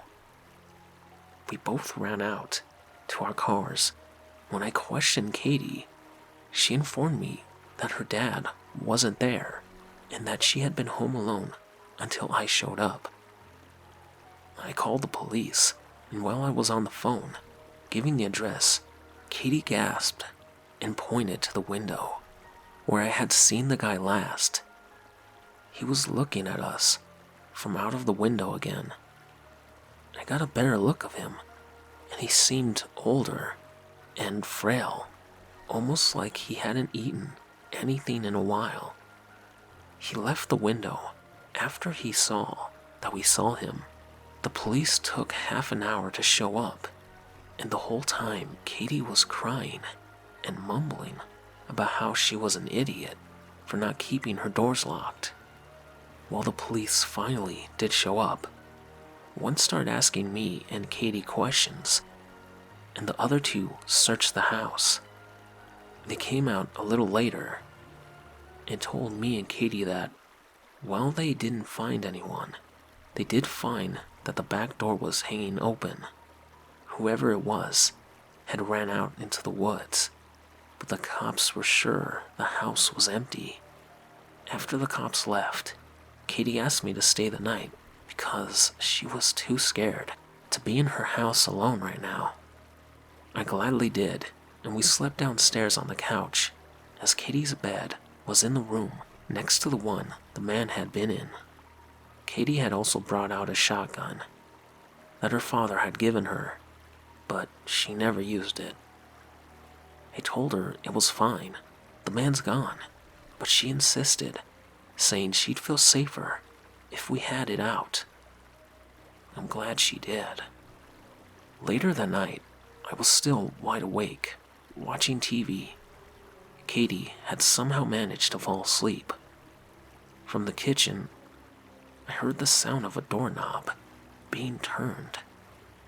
At this point, I wasn't even scared. I was just pissed. I flipped on the light in the kitchen and pointed the gun at the kitchen door. And there he was. The guy that had been in the house before was standing on the other side of the glass door.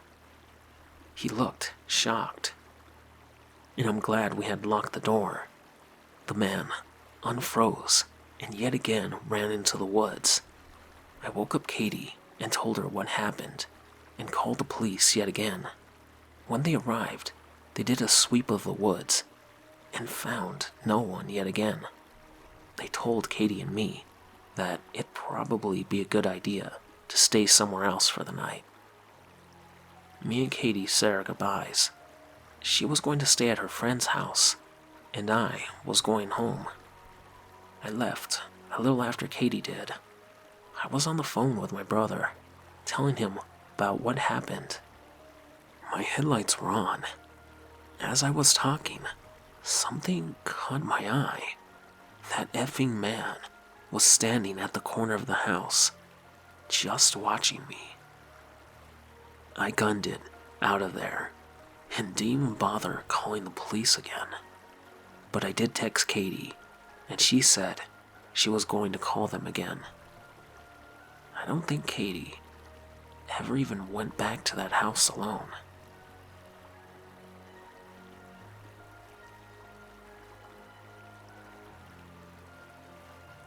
Little background. I grew up in a very poor part of New England, a Hispanic-dominated area. The city is pretty small and has always been a conundrum to me. The city is known for its drug use and violence. It was once a prospering mill city, one where immigrants came to work and secure their own slice of the American dream. The city and much of its residents have since disintegrated, like the stones that make up the massive factories that loom over the city. The conundrum I speak of is while the city remains open to high criminal activity, the surrounding towns are doing great. Less than 10 miles north, you enter New Hampshire, where things are generally quiet. And south, you will pass through multiple rich and thriving towns. The man I will introduce later would come down from New Hampshire to prey on the poor kids from my community. It was definitely summertime because I remember the heat. It was a fun summer. My friends and I were outside all of the time, and while none of us had a car, we made the most of walking where we needed to go. I was a bit younger than the guys I was hanging out with at the time, so they were always able to stay out later than me. Funny how things that happen while you're not there.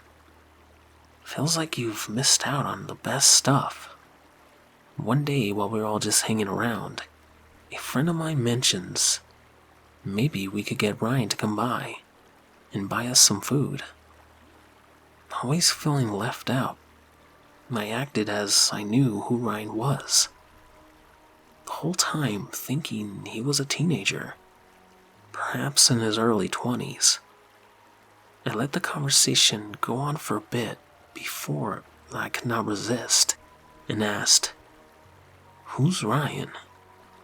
The response I got drove me crazy because it only furthered my frustration of not totally feeling like I was a part of the gang. "You don't know who Ryan is? We've been working for him for a few weeks now. He owns a junkyard, and we go and strip cars, log spare parts, and F around. We get him to buy us stuff, and he lets us drive his cars." I thought, how could this be? I felt so embarrassed and betrayed. All my friends apparently had a job, and were going out to eat and driving cars. I was just finding out about it. Wanting to fit in, I urged them to get me a job too. My friend Eli, a leading figure in our group, pulls out his cell phone and gives Ryan a call. The way Eli was talking to him made it seem like Eli was in control. Like he was bullying Ryan.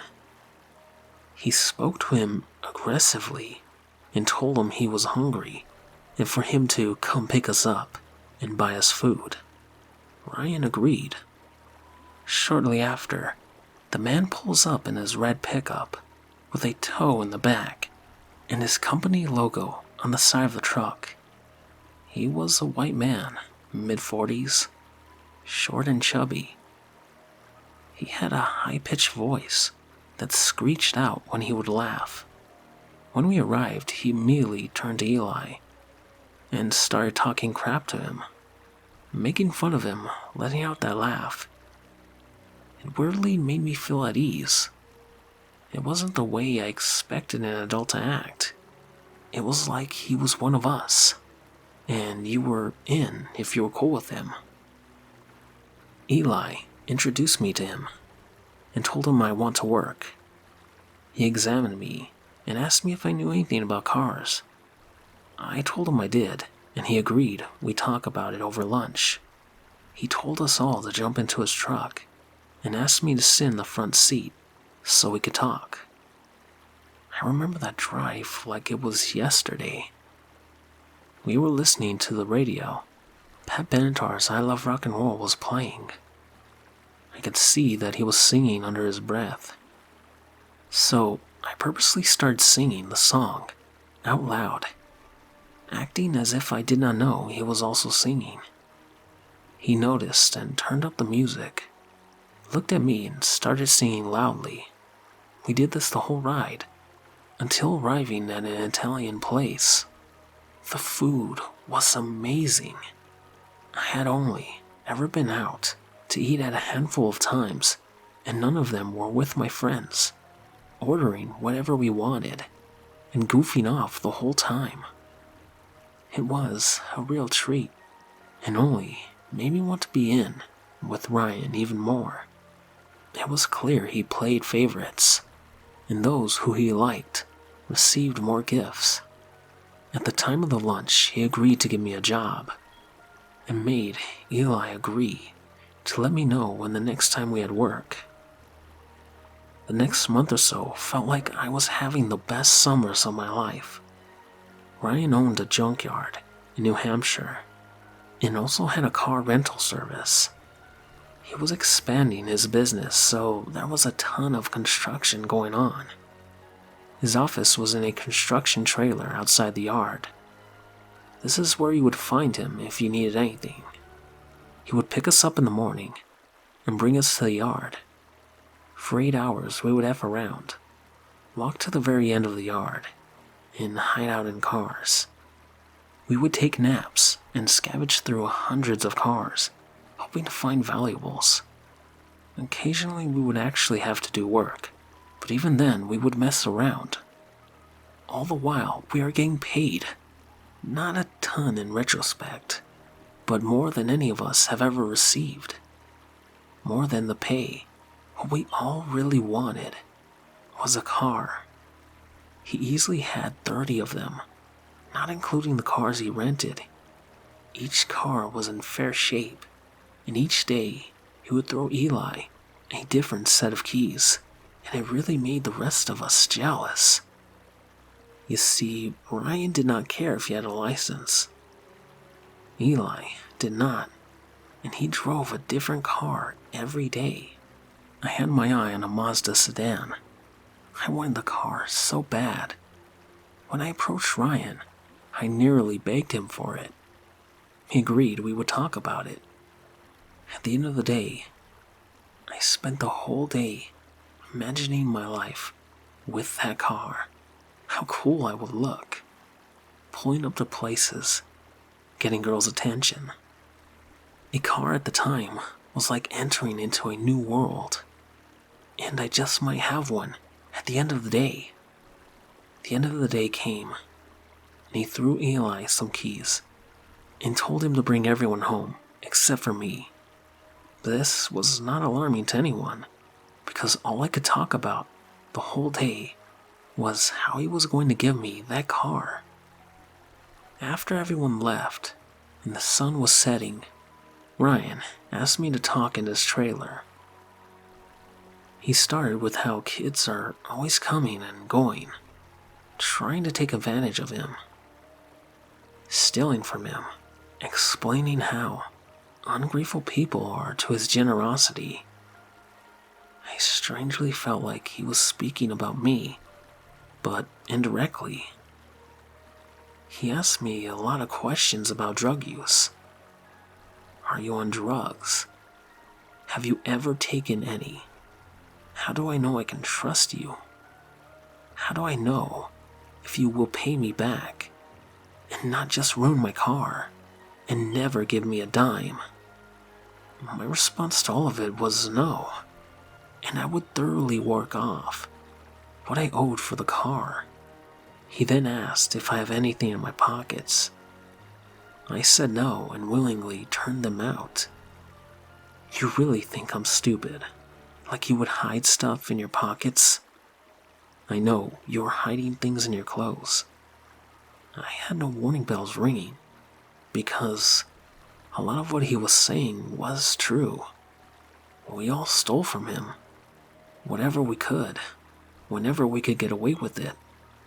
We all thought we were in control and using him. It's amazing how someone could get you to do something, and to do it on your own accord. Felt like it was your idea. No matter what I said, he kept repeating, I know you have something. I know you do. Ensuring him I don't. I would move my shirt around and pull on my waistband. It wasn't taking. He just kept repeating, he doesn't make deals with thieves. Then I got the idea. Painfully in retrospect. I'll take my shirt off, show this guy I don't have anything. Standing there with my shirt off, he continued. So then I took my pants off. I stood there in triumph, thinking, you see, I don't have anything.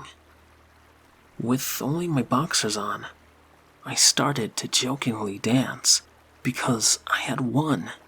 I don't have anything, Take off your boxers. Ryan said. What? I was so confused. I did not have anything. Why doesn't this guy believe me? Ryan just sat behind his desk and told me again to take off my boxers. I was frozen. Even though I hadn't said the words, I knew I was alone, far away from my home, and confusion just took over my mind. I didn't have any thoughts, just frozen. He leaned forward and said, Are you going to make me go over there and take them off of you? Weird how I still did not think I was being taken advantage of. My brain still thought, this effing guy really thinks I stole something. What the F could I hide in my boxers? I said to him again, I didn't have anything. And well, he completely dropped the whole stilling bit. I want to see your dick. Pull it out. I did not know what to do. It really sucks you don't have any options to freeze time, actually think about what is happening. Instead, you are forced to make a choice. As fast as you choose the words, while having a conversation, my brain went into survival mode. And that mode was not to look at the situation for what it actually was. I did what he asked, choosing to believe it wasn't a big deal. He just sat there and looked at me. Thank God that is all he did. I began to shake and grabbed my clothes. He snapped out of whatever world he was in and started moving things around on his desk. Looking in drawers, I couldn't meet his eyes. I was ashamed and confused. He eventually spoke and said something like, Don't crash it. as he threw me the keys to the Mazda. I got the keys and left, trying really effing hard not to think about what just happened. I did not want to face it. That's why when I got home, I chose not to say anything. My father, who I'm sure would kill him, I was embarrassed to tell him, knowing he would think, why would you do that? Why didn't you fight? I raised you to be tough. Why would you do that? Nope, I just showed up like any other night, except this time I had a car. I clearly did not think things through, because I was like 14, and I just came home with a car. My parents were pissed. They told me to call one of my friends and have them pick up the car. They also said I couldn't work there anymore. I wasn't upset. The next day, I told Eli I was quitting and asked if he could pick up my last pay. He tried to convince me not to quit, but I stuck to my parents being adamant on my quitting. Eli would call me a few days later and tell me Ryan would give him what he owed me. Instead, I had to get it myself. I never tried to get the money. I couldn't face him. Fast forward a few months. I was with some of those guys, and my friend Joe said something. Did Ryan ever ask you guys to show him your dick? To my surprise, everyone said yes, but they all said they didn't do it. I lied to them all, made up some story where I freaked out and threatened him. Over the years, I found out all the kids did it. There were 8 of us. One kid did it with his mom waiting outside in her car to pick him up. Not sure if Ryan knew she was outside, but the kid never said anything. We all just buried it. We were all tough guys, or wanted to be. No one wanted to remember that. Fast forward again, 7 or 8 years. I was 22 or 23, and a newer friend who was struggling to get work tells me he landed a job at a junkyard in New Hampshire. Except the guy who owns it asked him to get naked and show him his dick. My mind blew up. By then, I had grappled a bit with it and developed anger. I freaked out. Asked him to tell me everything. He said he's known to pick up people for work, and after a couple of days of working, he invited my friend Joe into his trailer and basically did the something he did to me. What disappointed me was my friend, who was in his 20s, did it. Even now, I understand the craziness of the request and how he's able to get you to do it. But I so badly wish Joe acted the way I wish I did. knocking his effing teeth down his throat. What's even crazier as well, he was telling me this girlfriend we both had overheard and says, "Are you guys talking about creepy Ryan?" Again, my mind just blew up. She tells us he's gotten multiple people over the years, and he can't be touched. That people have tried, but that he does tow work for the city and PD of that town, and has since made connections. Now, I don't know the details of these reportings, whether or not investigations were underway, but people told the truth, and he was still out there, doing what he wanted. While hearing he was still out there was shocking. My thoughts on him ended with that drunk conversation. Fast forward another 3 or 4 years. I was 26 or so. I was out after a night of bar hopping. A couple and I decided to get a chicken at a late night spot everyone goes to after the bars close. While there, I was approached by a guy who recognized me.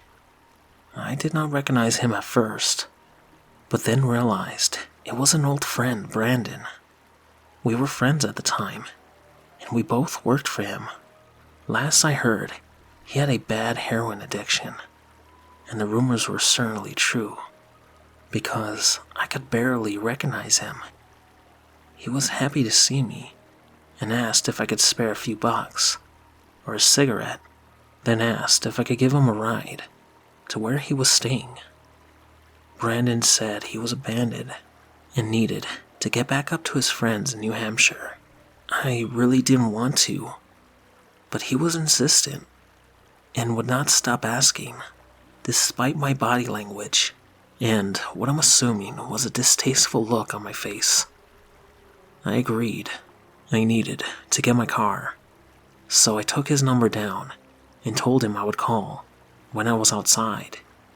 He did not believe me and kept begging I don't ditch him. Looking back, I wish I had. While we were driving, I was contemplating how Brandon was going to kill me, trying to start alert just in case he tried anything crazy. I was aggravated because I did not want to do this, and realizing more and more that we were never friends. I barely knew him years ago. He was a stranger. On the road he tells me to take a left, and I get a weird, familiar sense of where we are, and I ask him, "Where's your friends?" Brandon replies, "Did you ever meet Ryan?" Like every time I heard that effer's name, my mind blew up. I shouted out, "You're staying with Ryan? That guy's an effing piece of crap pedophile who takes advantage of kids. What the F are you doing there? I assumed that F was in prison." Brandon just laughed and said, "Yeah, I work with him. He's weird, but you just need to smack him up a bit, and he doesn't try that weird crap on you." I was pissed and kept trying to explain Brandon how effing severe this guy was, and it wasn't a small issue. Brandon just kept shrugging it off and said many people have paid him visits and put him in the hospital a few times, and said something about him being kidnapped and having to pay money to families, threatening to kill him. He also said the cops have paid him multiple visits, and there was a charge against him, but he paid his fees, and maybe on some registry, but he still has everything he had before. None of it was satisfying to hear. I wanted to hear that he was rotting in prison or dead. I refused to drive him all the way there and dropped him off at the top of the street. I said good luck and sped the F out of there. I was so effing angry driving home. He was still out and walking around. I passed out when I got home and slept in late. When I woke up, I had a missed call and a voicemail. I listened, and it was Ryan. I'm assuming Brandon told him I gave him a ride, and perhaps the things I said. He said I needed to call him back so we could talk, that Brandon was in bad health, and he needed to talk to me. I was shocked and scared. Hearing his voice seriously gave me chills. I paced around my apartment and decided to call back. When he called back, I lost it. I screamed at him, called him an effing pedophile, and told him I was going to kill him. I reminded him of what he did, all while swearing and describing how I wanted him dead. He eventually hung up on me, and I immediately blocked the number and started mentally preparing myself. I thought I had just started a war and told myself I needed to get ready for him to come. The sick F would try and kill me because I wanted to expose him. No one ever came, and my paranoia eventually went away. I would move a couple years later, and can say I have not heard the name again. I pray I never do. Please, people who read this, if you have kids, watch out for them. There are real psychos out there, and even though you think you're well put together, things can happen to you, or the ones you know. I was ashamed for a long time for not coming forward and doing all I can to stop the prick. It was easiest just to bury it deep and act as if it never happened. That unfortunately comes with consequences. It changes you. I don't trust anyone, and I make up the worst intentions for people. I will never forgive him, and would care less if he died a painful one. I have grown from it and have moved on, but it does sting a little, knowing he did not face the punishment he deserved.